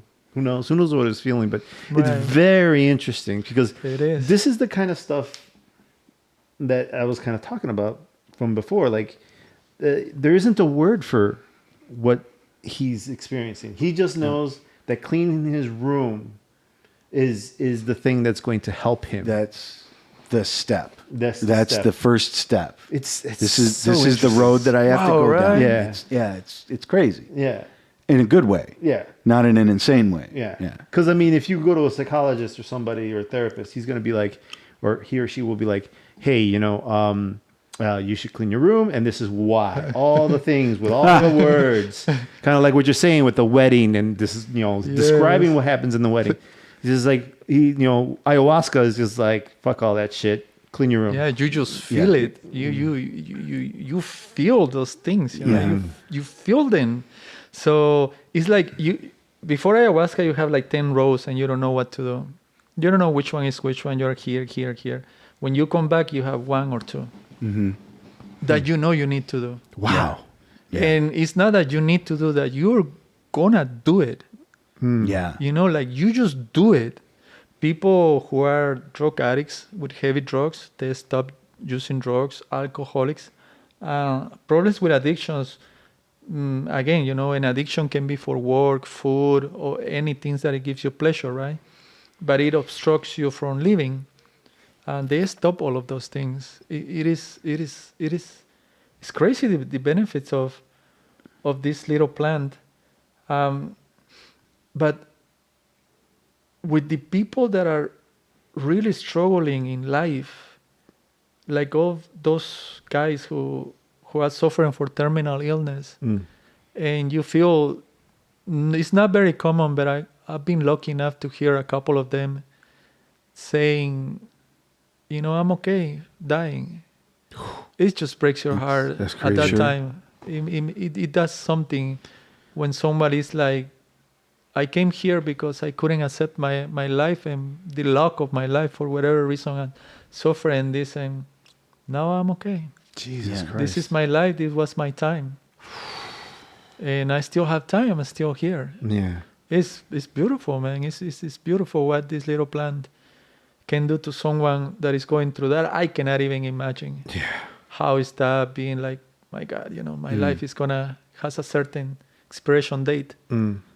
And wow. So the ceremony closes. The ceremony closes, then She goes around and she blesses everybody again? blesses everybody, gives you certain smells for you to come back. What's the smell? More roses. Okay. They have a special water with smells of roses. Okay. Everything is very, very earthy. Uh-huh. There is no Right. chemicals, no nothing like that. And then they have a little bit of breakfast sometimes, fruits and things like that. So how long is this whole thing? Usually, they start like around 8 to 9 is when you get to the location. So like 8 at night? 8 at night. And you go through the whole night? Yes. Whoa. They start giving so the first 2 hours and a half is more like, to me, it's more like setting the mood. Like in the movies, right? Mm-hmm. You kind of like had to set the mood. Yeah. for people to understand what's going to happen. They start doing the ceremony like around 10. The first dose is like around 11 or 12. Okay. And then a couple hours pass, like around 1:32, you got the second one. Some groups they let you have a third one. Wow. Not a third one, just a little bit. Yeah. Like half of it, if you're willing. Most of the people, they don't do it. Sometimes in my case, I'm like, I have enough with one. Because I understand now, that it's not the amount of Aya that you drink, it's just how you are going to interpret and how you can deal with it. How prepared you are. Yes. And does it extend the time? No, Aya works very, very differently. It's just, like you can be really, really high and then you can be back really fast. But when you come back, it's slow. It gives you time. You have like 3 hours and a half. From 3 in the morning to 6 in the morning is your time that you're coming. Yeah. So from 12 to 3 is very, very, very challenging. It can be very challenging. You go to different dimension, places, everything that is in your mind. Depends on you, the places that you want to go and visit. And they close the ceremony, they put really nice music, dance, sing, bless everything, and she closes this space. They do certain things in the middle. Other ones but they have their certain thing of closing the ceremony, even with chants, the thumbs, and then you say goodbye and you go. Now the integration is very important. Integration? The integration. Okay. Because you're gonna come back, but Aya will still be working in you, and it's gonna come in waves. So you'll find yourself sometimes emotionally, let's say, with dealing with different emotions. So you can find yourself like in a very sad place for some reason. Or you can experience a super, super happy, energetic state. And it's just part of the integration. It's coming back from that beautiful place that we all have in ourselves, that is love.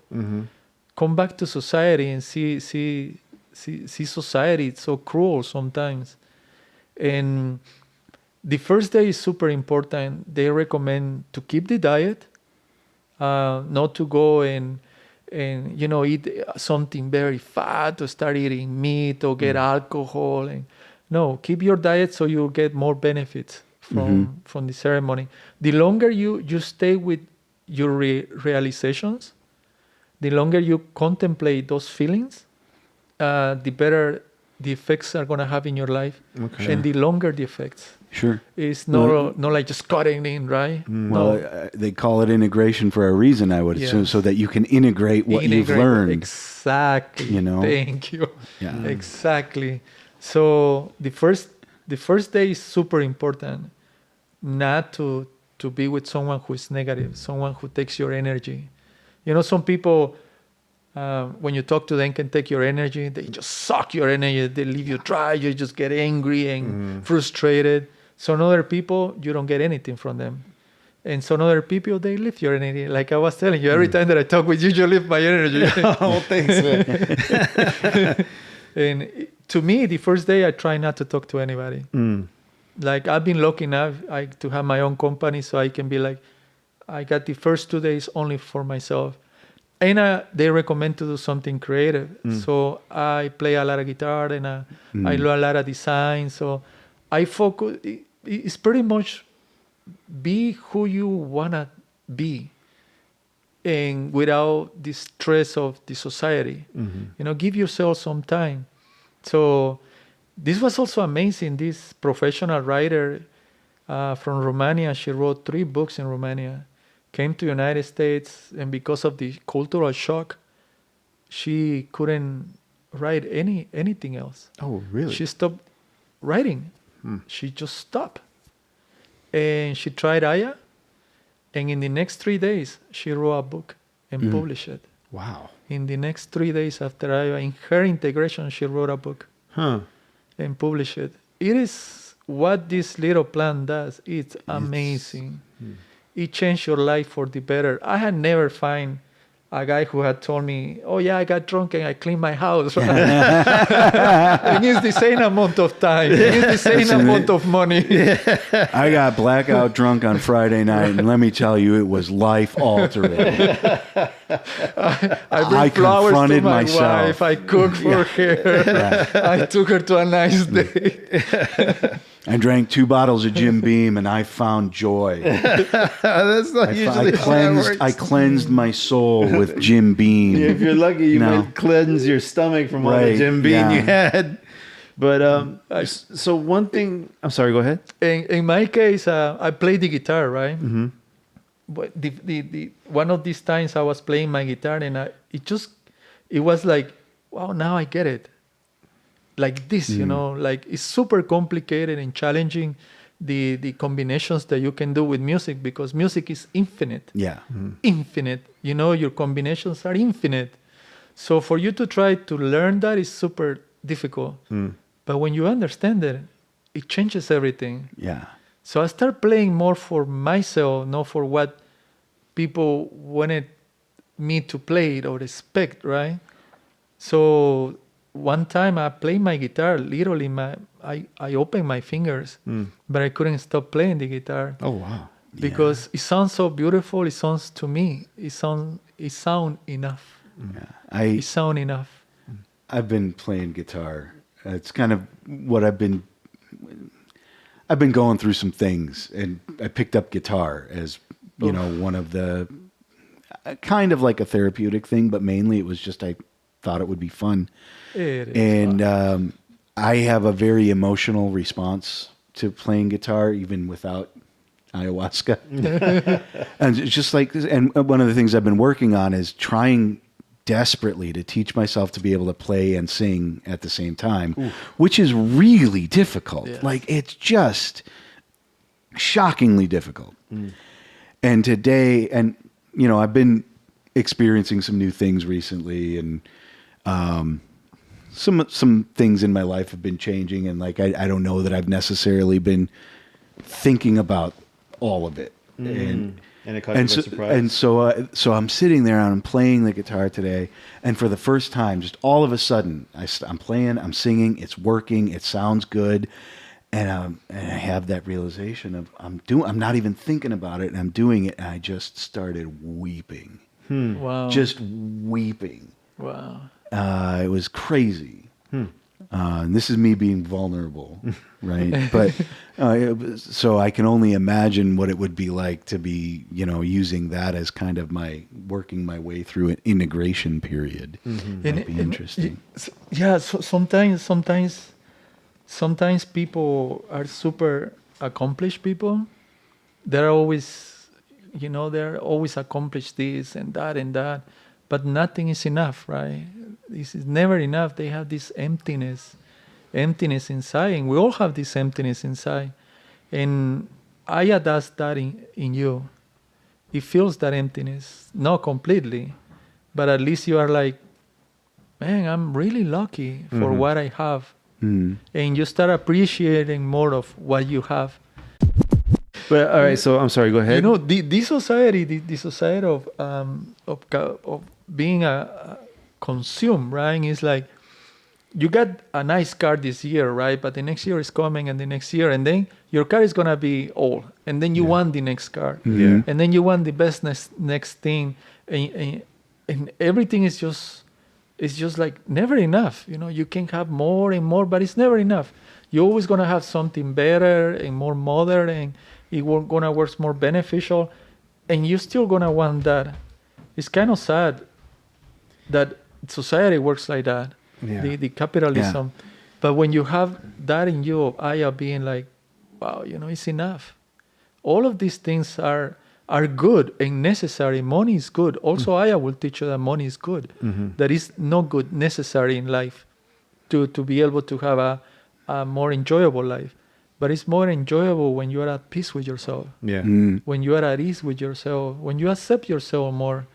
That the expectations of you being a man, the provider, the protector, the strong family member, is very hard. Mm-hmm. It's very hard to deal. Yeah. But when you are like, I'm just a human that is alive and is I'm trying to do my best. It's very real when somebody doesn't want to do their best in life. Yeah. You know, and when they don't do their best, it's because they have really, really hard issues, really bad traumas. Those people are the ones who need help, and unfortunately are the people that get help the less. Yeah. Yes. Yeah. Yeah. I agree. There's a lot of expectations, but I mean, not just from men, even from women, but For women too. There are these expectations, these roles, right, that we're expected to kind of play. And there are some people who are not made to play these roles, and there are some people who don't want to play them. But like, I agree, it's very sad when there is a person who does the thing kind of reluctantly, doesn't do a good job of doing the thing they need to be doing. And it's the society that's putting that on us. And when we don't do a good job, when we don't do our best at something, when we're not striving to be excellent, it's because we're doing things that we don't want to be doing.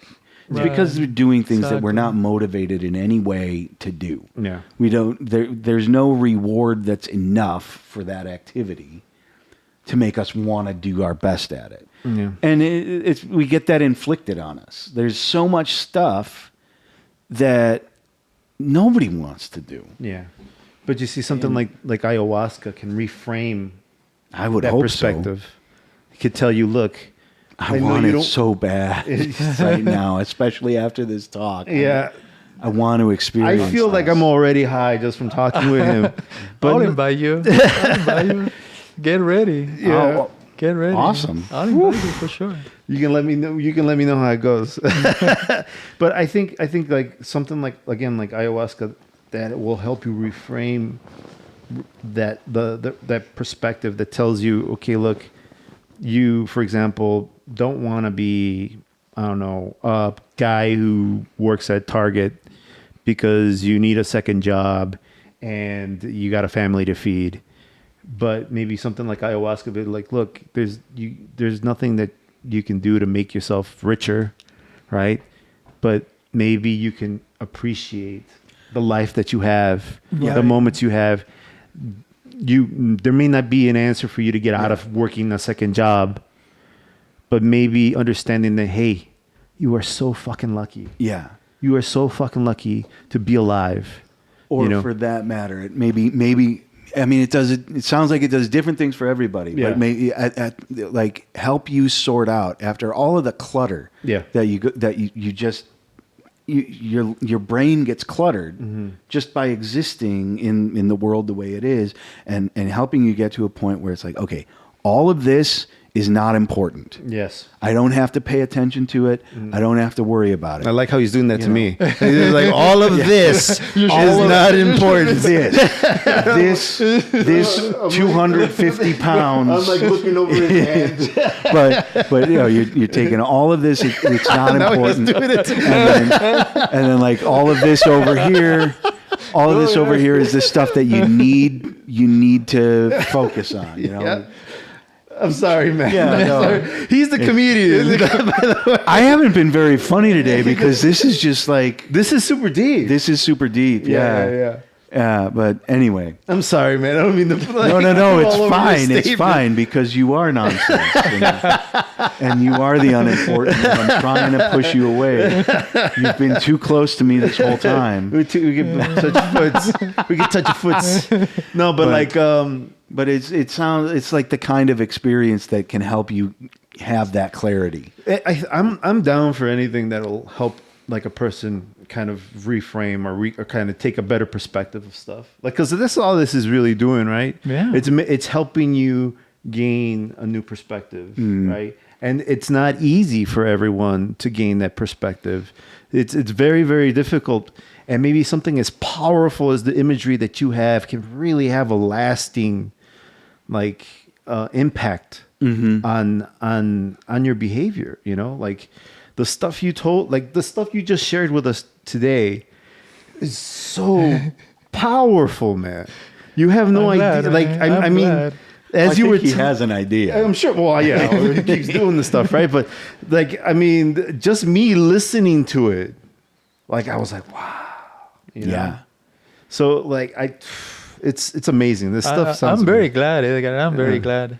Also, you know, I just want to say too, it is not it's not a magical solution, but it will work. It's like a little tool. I take it like it is a tool that is available in this time, and you can use it. Yeah. And just like any other tool, I mean, it's going to be dependent on your intention. Yeah. Yes. It's going to take it where it's going to take you where you need to go. And you are the one that's kind of in control of that, provided you prepare yourself correctly. Like imagine if you pay a therapy, right? You know, once, twice, 3 times a week. Then they put you on medications that you don't know how it's gonna alter your brain. No, this is natural, ancient. They call it ancient knowledge, right? From thousands of years in the indigenous people to be better. It is the question is very simple. You know, there's no measure for that. And again, if you are happy with your life, you're in a good place. Yeah. Go ahead. Then what do you need medicine for? Yeah. Yeah. Well, that makes sense. Yeah. And interesting enough too, some people do Aya regularly. Not regularly, like because it is not like every weekend and things like that. No, it takes time to get inside a group. But some people, they go to a point that they say like, I have enough. I'm done with Aya. Like, I don't need Aya anymore. It is crazy. I have this girl who is the one who helped us the most. She called me and said like, hey, Gino, you know what? I'm just calling to let you know that I'm still your friend. We can still talk and still can help you. But I'm done with ayahuasca. I am not going to practice ayahuasca anymore. I haven't felt the call and I don't think I wanna go back. That it always impressed me. Ayahuasca is not something that it will get you addicted, because the sensation in Aya is very spiritual. It's not like a recreational time. Again, even if you do it with your friends in a basement and everything, you're gonna be scared. Yeah. You will be like, I will never gonna taste that in my Right. life. Yeah. So, like, one of the things that you said in terms of Aya as a tool, it kind of resonates with me because I used to practice capoeira, right? And practicing with the group and the experience that I was having and the dancing and the music and the practice of capoeira was so fun, right? And so kind of almost euphoric, right? Because especially when you do what they call a roda, like the game, the circle, you're practicing, capoeira, and you're going around and doing towards, they keep playing the music, and towards the end, they start closing in the circle, right? So the circle gets tighter, and your game changes, right? But also they might play the music a little faster, right? So then it starts getting a little more intense as you get closer, as the group gets closer and closer, and it's so kind of personal, right? Like the way intimate almost, and until finally there's no room that you can continue playing, and you just jumping and dancing to the music with the group, right? And it's always awesome to be in the center as that happens, right? So, Wow. and I remember being part of the group, getting my blue cordeau, whatever they call it, the blue cord, and being part of the group, and having that kind of euphoric feeling, right?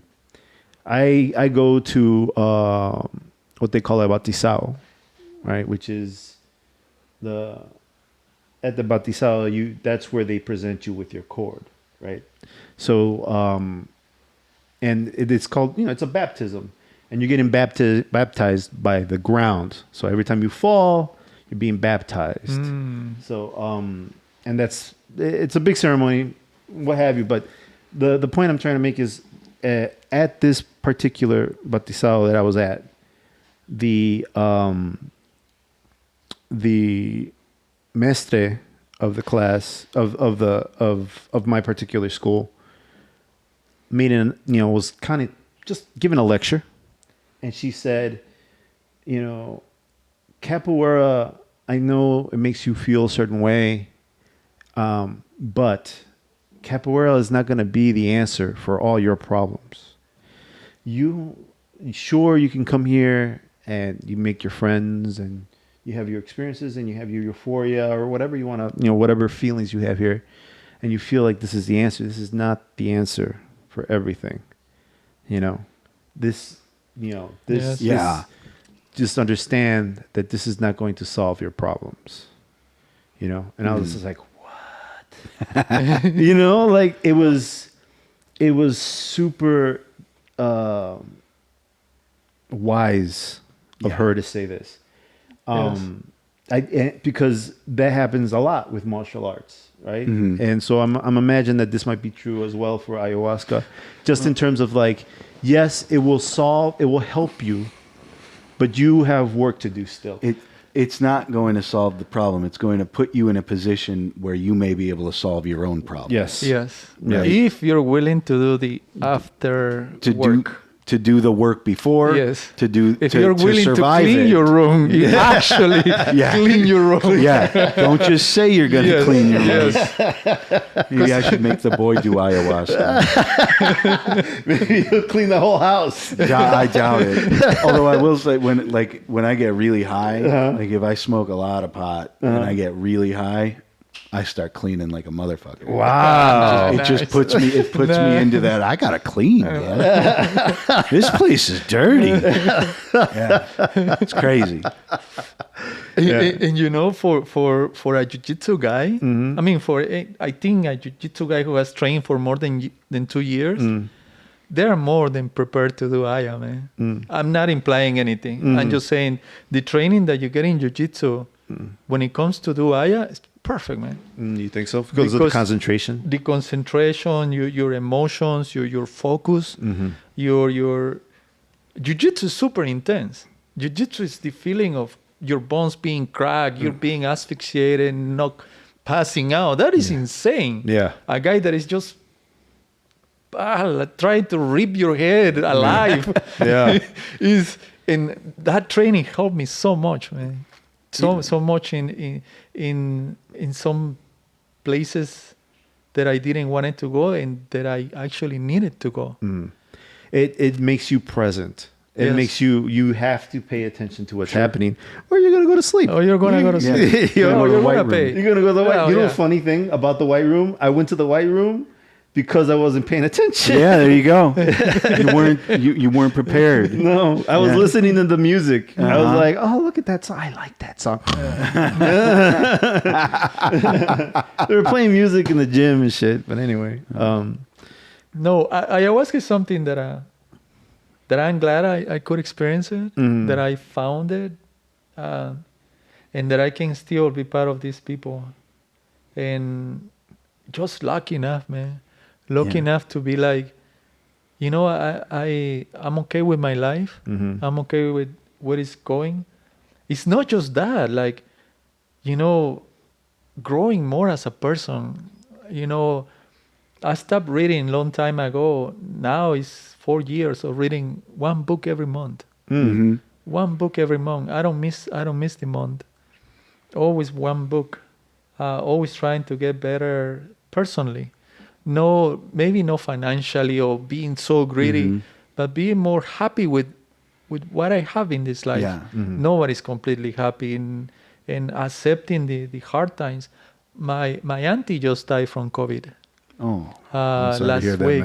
Last week? Last week when we were talking. Bro, I'm so sorry, man. Oh man, I was happy because I was supposed to come here on a Wednesday. She died on Tuesday. I'm like, how am I gonna do that? Yeah.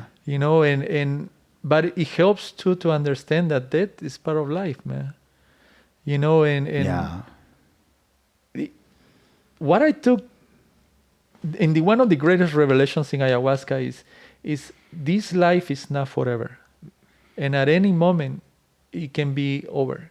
Yeah. Even when you are old enough in your bedtime, like being in the present is very weird, man, because we have this past that we don't really remember everything, but in this future that we haven't experienced, but you have your present, right? Yeah. You're conscious here right now, the three of us. Mm-hmm. And when the time of our deaths is gonna feel just like this, right? That it's gonna finish here. So when you start seeing life like this amazing gift that is gonna finish, you are content with the idea of it's gonna end, Yeah. and people will go. Yeah. And the important thing is, I was good to my auntie, and I was a very good with my auntie. You know, never have problems with her. Always treat her nicely. Always like give her some gifts and make her smile and things. So for that part, I'm okay with it. Mm-hmm. It's always sad when you lose someone. It's never easy. But I was very happy, man. And I got happy because I'm like, well, now she's with my mom, right? The two sisters might be having a lot of time. My mom is not alone. Yeah. So when you start accepting those things in life, man, your life it becomes more enjoyable, more peaceful. Not completely. Yeah. Yeah. Man, but it helps. It helps so much, man. Sure. It helped me so much. And as I say to you, thank God I'm still lucky enough to be part of this group, part of these guys, females too. They're amazing, man. Full of love and understanding. I'm one of the guys that they don't really get because I like technology so much, and I like fighting a lot.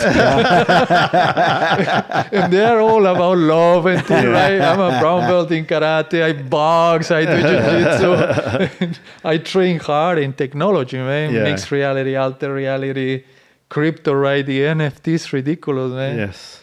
And they don't really get me. They don't get me. When I start telling you guys, get ready, you know, there is a monster coming, it's crypto. Yes. You know, that's going to be the future, the reality. Well, they are just like, we got to be organic. We got to eat more vegetables. Don't consume this, don't consume. Yeah, they don't really get me. But man, they're like Jiu-Jitsu people. Yeah. Everybody's accepted in that society. And when you're just accepted for who you are, right? But Jiu-Jitsu accepts you for who you are, but you pay a price. Yes. You pay a big price. Yeah. Aya is not like that. When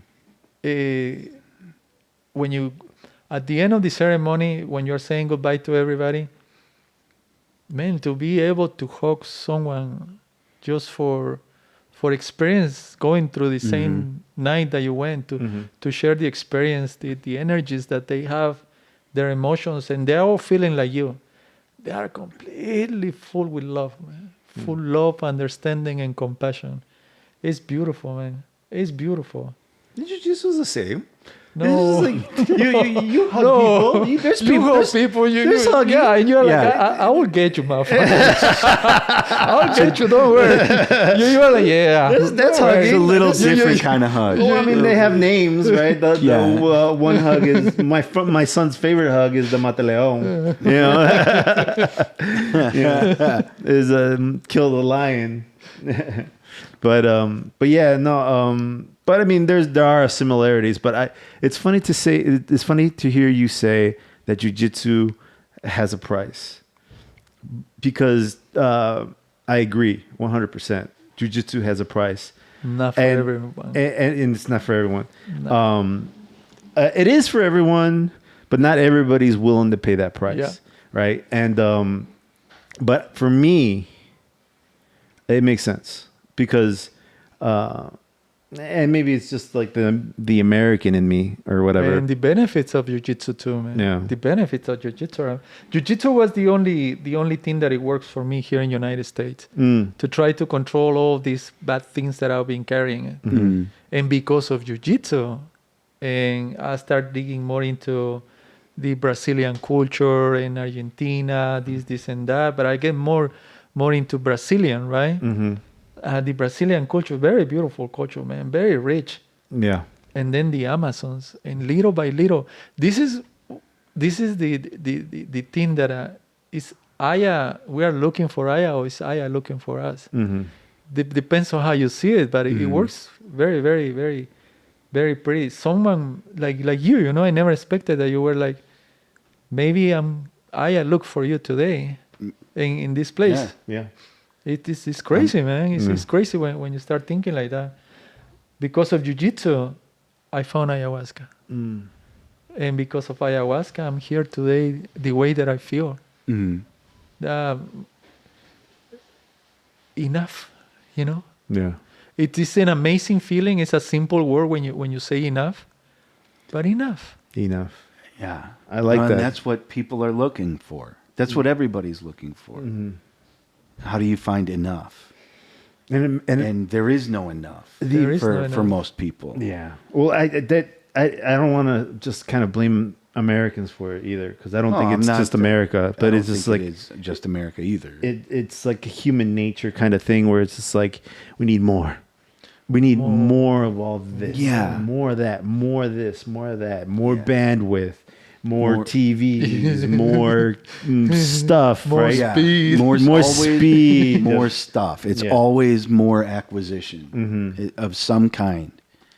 It's like an addiction. Yeah. One thing I wanted to ask you is, you mentioned the deities, right? The deities, the entities, right? In some of these trips that you've had, and you had this. You said something crazy to me when we were talking on the phone. You said, like, and I'm not even going to do it justice, but you said you get to see you. Let's say you see a god, right? Oof. And when you see a god, what do you say to him? And I was like, what the fuck? Yes. Like, and mind you, wow. Yes. I'm not doing it justice, because this was like, the other thing too was like when we were talking, we've been talking for like 4 hours, and it was like 2:00 in the morning, and he drops this bomb on my, and I'm like, and I was just like, what the fuck do I say to God? What do you say to God? What do you say to God? And then I'm like, can you pass the pretzels? Well, fucker. That's exactly kind of like the thing I said. Like you and I are kind of the same person. But I told him I'd probably say something a little funny, because I mean, he's probably been doing this a while. He's probably tired, standing there. Yeah. So I'll give him a little levity. I'll probably, try to say something a little funny, make him laugh, because I told him, some of the things I do sometimes is I'll go to the store and I'll see the cash register person, and I know this person's probably been sitting there all day, So I might, kind of try to say, hello, how you doing? How's it going? Are you almost out? It's 9:00, and they're like, oh, I'll be here another 30 minutes or whatever. Try to kind of alleviate some of the existence. So I told him, I'd probably say, hey, how's it going? And then he turns around and he tells me, well, he's God. He's God. He's You're like creator. an ant trying to talk to us. Yeah. And he probably won't even understand you. I was like, fuck! Just like, he just kept doing this shit to me. I was like, whoa! So like I can't even signal him. Can I write something on the floor? And he's like, he won't understand the language. You're too minuscule. Yes. It's awesome. It was crazy. It's awesome. Bro. Yeah. Like the revelation that he dropped this. So like, tell me more about the entities. The entities that you, to me, it makes sense when I put names on them. Yeah. Because it's not that terrifying. Mm-hmm. So. But do they even? I call them entities. But they don't even have names in your mind. No, I call them entities, right? To me, they are entities. They are gods. Okay. In Asian culture, it would be gods. To me, are entities. Okay. Because you feel this presence. this almighty presence, not like a person, a building. No, it's all surrounding, like all of it. You're just like, boom. Wow. You know, and it's all vibrating and giving you full attention. And you're just in awe. Holy You're just like- shit. And it's not just in front of you. It's like they are inside you. Experience everything that is happening in the world. So you are everything in one entity. It blows your mind completely being with them. I call them entities because you feel different sensations, different. With every entity is different. So there's more than one. To me, it's more than one. Whew. I also found the serpent, the famous serpent in Asian culture. That's certain cultures, they got rituals and temples for the serpent. In the Aztecs and Maya, they call it Quetzalcoatl. Quetzalcoatl, yeah. It's the snake. They actually have a pyramid where you can see in a certain time of the year, and you see how the serpent moves. Now, this serpent god is the one of cleansing. A serpent goes and it moves all around, but when he's inside you, everything inside you is like moving. And I was telling Edgar, it's like, well, you need to clean your closet, right? What's the first thing you do? Take everything out. Yeah. And then you start putting things away. So he's the god of cleansing. He's the guy who's going to come, grab everything, make a big mess, and throw everything out. Pull everything For out you to come and get it. so that you but can that sort process is very intense. It's very uncomfortable. would imagine. When he comes, and that's one of the reasons you're there, is to heal, right? Yeah. To clean this closet. And when you feel this serpent, then I'm going like, yeah, now I got Quetzalcoatl. Yeah. Now I know what they were talking about. Yeah. This is Quetzalcoatl, the almighty God Quetzalcoatl. Now Mother Aya, I was always very, very interesting why they call it Aya, a female name. When I experience Aya, the real God of Aya is very female. It feels a womanly entity. That love, that understanding. And when you feel Aya, you feel the love. That love, unconditional love. I have seen people that when they feel Aya, they just go on their knees. And they literally, it's like, you know, like she goes like, you know, kneel, bitch, you know, like kneel. Like when you are in front of this, like you are absolutely nothing. You're just a little tiny thing. And you're just like, so you can't help but like, respect. in your brain is, and you start acting like a little kid. Yeah. You know, like, oh my God, literally, I called him mother, like, hey, mom, you know, I'm your son. Thank you for making me. Thank you for being here. Wow. And she gets in different forms, but it's not like a human figure. You feel these things there. There are other entities. They are more tridimensional spaces. Really? Like when you go, they call it different dimensions. When you are in let's say a third, fourth dimension, when you see things from the past, future, when I was telling everything moves but nothing moves, Yeah. that to me is another God.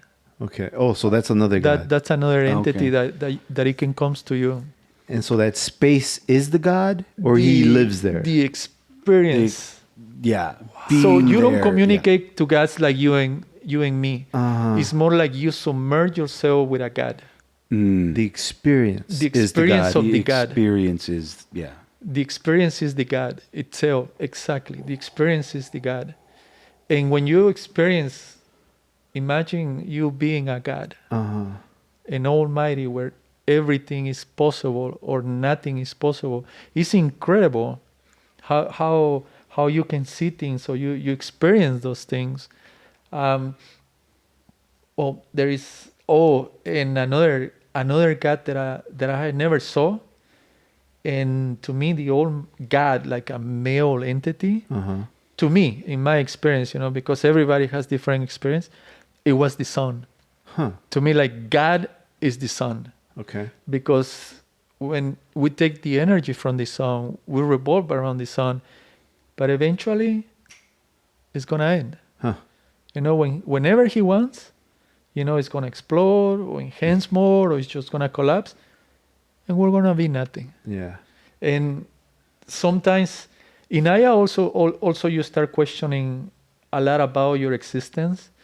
Like, like when you see the planet, right? The planet is a little particle, a star, suspending in the nothing, right? It just blows your mind. Like, and why are we here, right? Why do we have this conscience, these choices, this experience? Who is this ultimate observer inside us?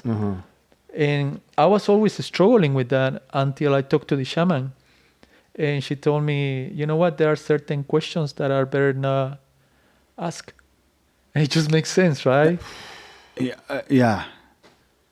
Like... Right, dog? So, because it can be very hard for you to understand, like, to dig yourself into this path, right? Like, why are we here? Where are we going? Who am I, right? Why is this inside me? Why do I have these emotions? At the end of the day, it's only my eyes, but something is here, right? Nobody knows what's inside, but something is here. And when she told me, some questions are better not asked, Yeah. I'm like, wow. So it's like focus more in what you can control, right? What you can answer. What you can answer. You can also, in ayahuasca, you can also have they call it past lives. I don't really believe in incarnations and things like that. But I saw myself in this kind of like comeback world. And I was on one knee with a shield, and I have a sword. But man, it was so real, and it was cold. Yeah. That I was on my shield, grabbing the shield, feeling the leather, the wood, and feeling the steel in this hand, and me being there like oh my God, like where am I? Like what is this? So I asked the shaman, like, you know what, I have this. What happened? And she told me, it might be one of your past lives. But I don't believe in those things. I was like thinking maybe somewhere, somehow in my childhood, I wanted to be a warrior or things like that. So the spiritual world, I don't understand it. They do. I'm very new to it, but I respect it a lot. I actually respect it a lot now. Do you think it could be something like ayahuasca gave you an opportunity to live another life in that moment? Some people in the Aya community, they say that you can experience different lives in different dimensions at the same time. That to me is too complicated. It's too deep into it. Yeah, that's heavy duty. So for example, some of these gods that you encounter, are they always there and ayahuasca is allowing you the opportunity to see them and converse with them? Or are they just only there when you're with Aya or in Aya? I think these entities are always there. And Aya is like the connection, the portal to be able to communicate with them. Like when people say like aliens, right? Oh, aliens are here, and I'm like, oh yeah, they crash, it's a crash landing. I'm like, yeah, go fuck yourself, man. Like, they have this amazing technology to travel thousands of millions, but they're gonna crash here, right? Yeah. They're gonna have a malfunction, electrical malfunction here on Earth. To me, these entities can be what an alien can be. You know, almighty, humongous experience that is trying to communicate with you, but it can't because we are too primitive still. We can't understand it. And you're just given the gift of being able to perceive it. Doesn't mean you can understand it. And one of the beautiful stories about Aya is in Brazil. To make Aya, they had to mix these two plants together to get the beverage. But in the Amazon are like 10 million different plants. They don't know how they pick these two specific plants to mix it. When they ask the native people, they say that the gods give them to them. Yeah. Or I had heard, or maybe I saw it in a documentary where they asked that question and they were told, well, the vine told us. The vine told us what to mix it with. It's crazy because I've taken in college like some Mesoamerican like history classes and some art classes. So like both of these they were both like Mesoamerican kind of classes, and they all dove into some of this of what we're talking about. Like for example, Quetzalcoatl, and to think that maybe these things are experiences that they had and they put into the art, trying to tell people later on, maybe not trying to tell, but trying to kind of honor these gods, right? And here we are, like we're like, oh well, that's the snake goddess, you know, and like we simplify it. We simplify, and we took all the power out of it. Yeah, we denigrated basically. Yes, and so like to hear him speak and to hear him talk about the respect that he has for Quetzalcoatl, and you're not like a native, you know, you're not an indigenous person or anything, but you understand this stuff now, and you experience Quetzalcoatl, to sit here and realize that Quetzalcoatl could be an actual thing and not something someone just made up to make a temple to, is crazy to me, man. Yeah, it is. Because I mean, when I was 20, 19, whatever, whenever I was taking these classes, I was like, oh, that's neat. It's cool art, you know? Yeah. That's all it was to me. But now I have a deeper understanding of this culture because there was these people who were probably doing this and seeing the gods. The Aztecs, the Mayas, the Incas, all of them were doing ayahuasca in their ceremonies. The big priestess was always on Aya in a full moon, in beautiful nights, low lights. The other thing, too, is to hear you speak about the sun. Yes. And the fact that these Mesoamerican cultures, they all kind of worship the sun, right? And they had such a reverence for not only the sun, but the moon as well. And to hear you talk about it makes fucking sense. Like, it's the sun.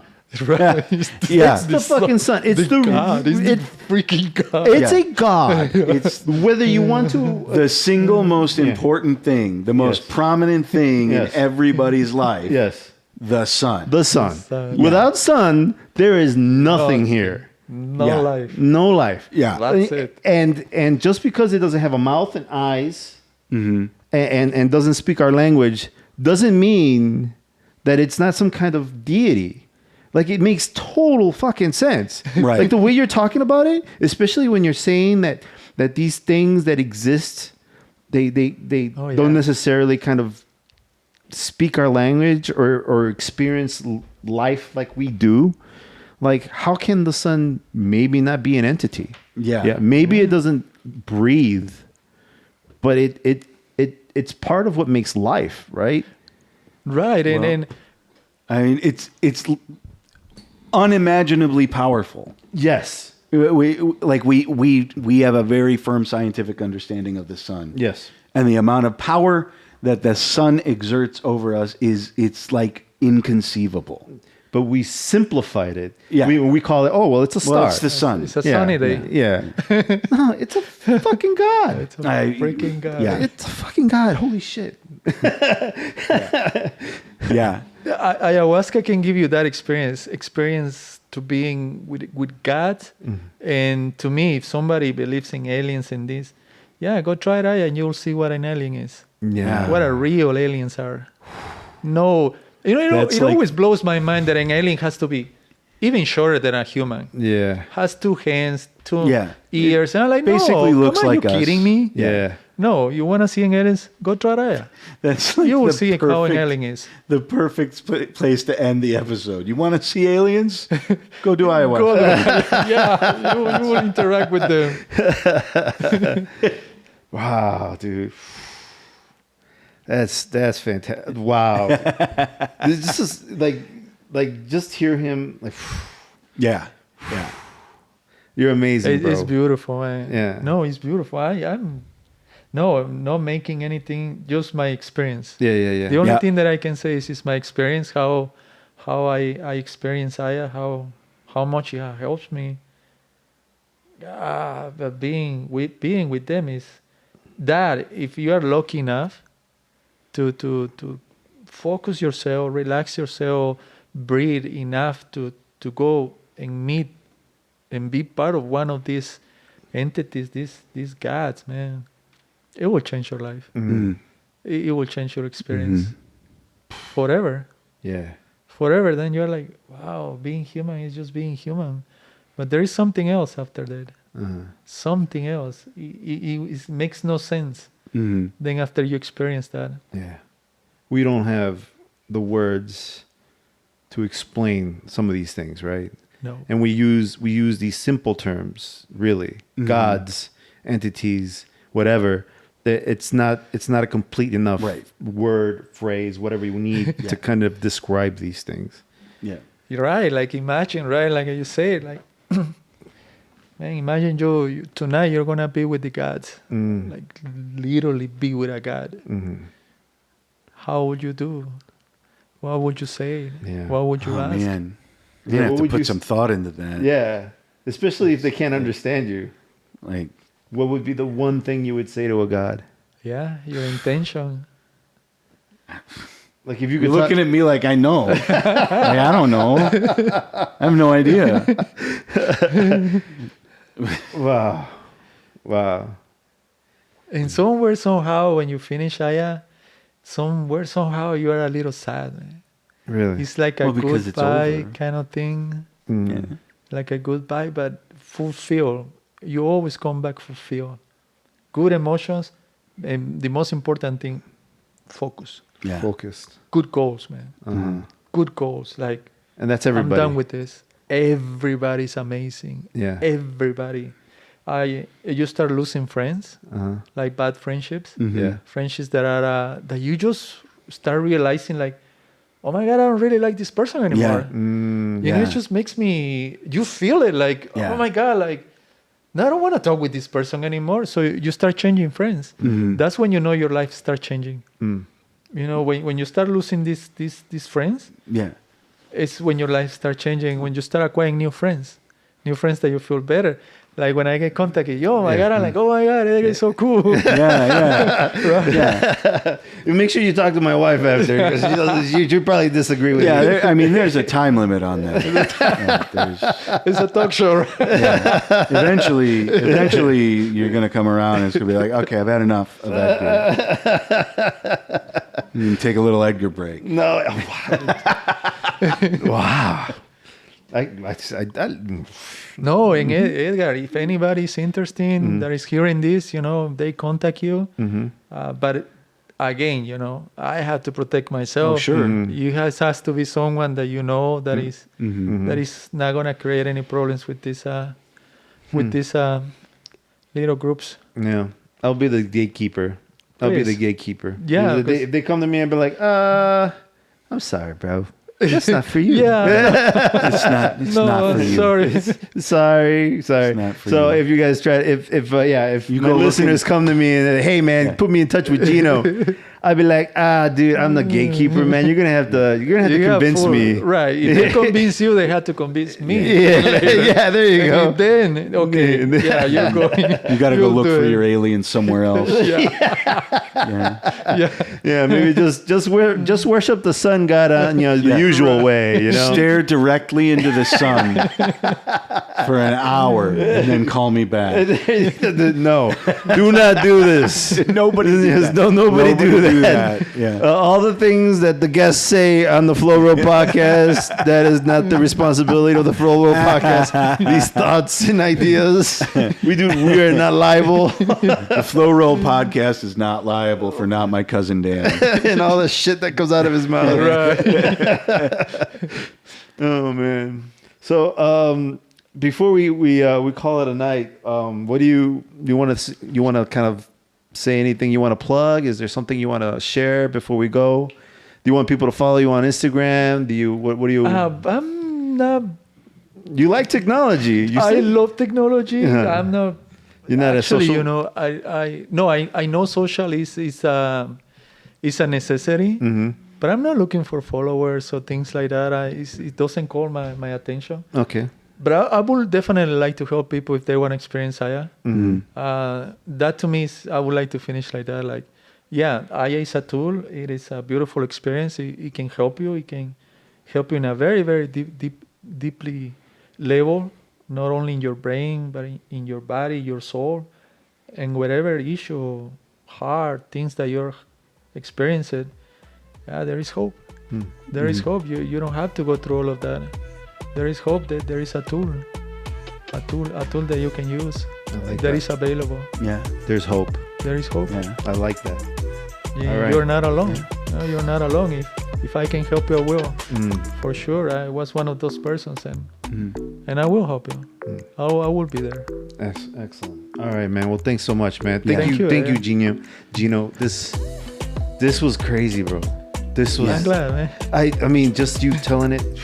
Oh, I really appreciate it. Yeah, too. man. Thank you so much for coming in and sharing your experience. Wonderful conversation.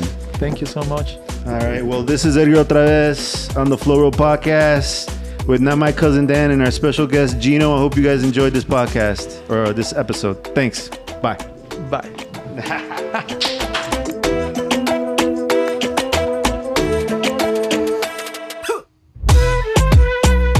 The song you're listening to is called Serpiente by El Neon. You can find that over at Epidemic Sound. If you go over there, make sure you use my referral link in the description. Just a reminder that we have a website, theflowrollpodcast.com, where you can find a complete catalog of all episodes, along with a store where you can buy mugs, throw pillows, maybe a bath rug, etc.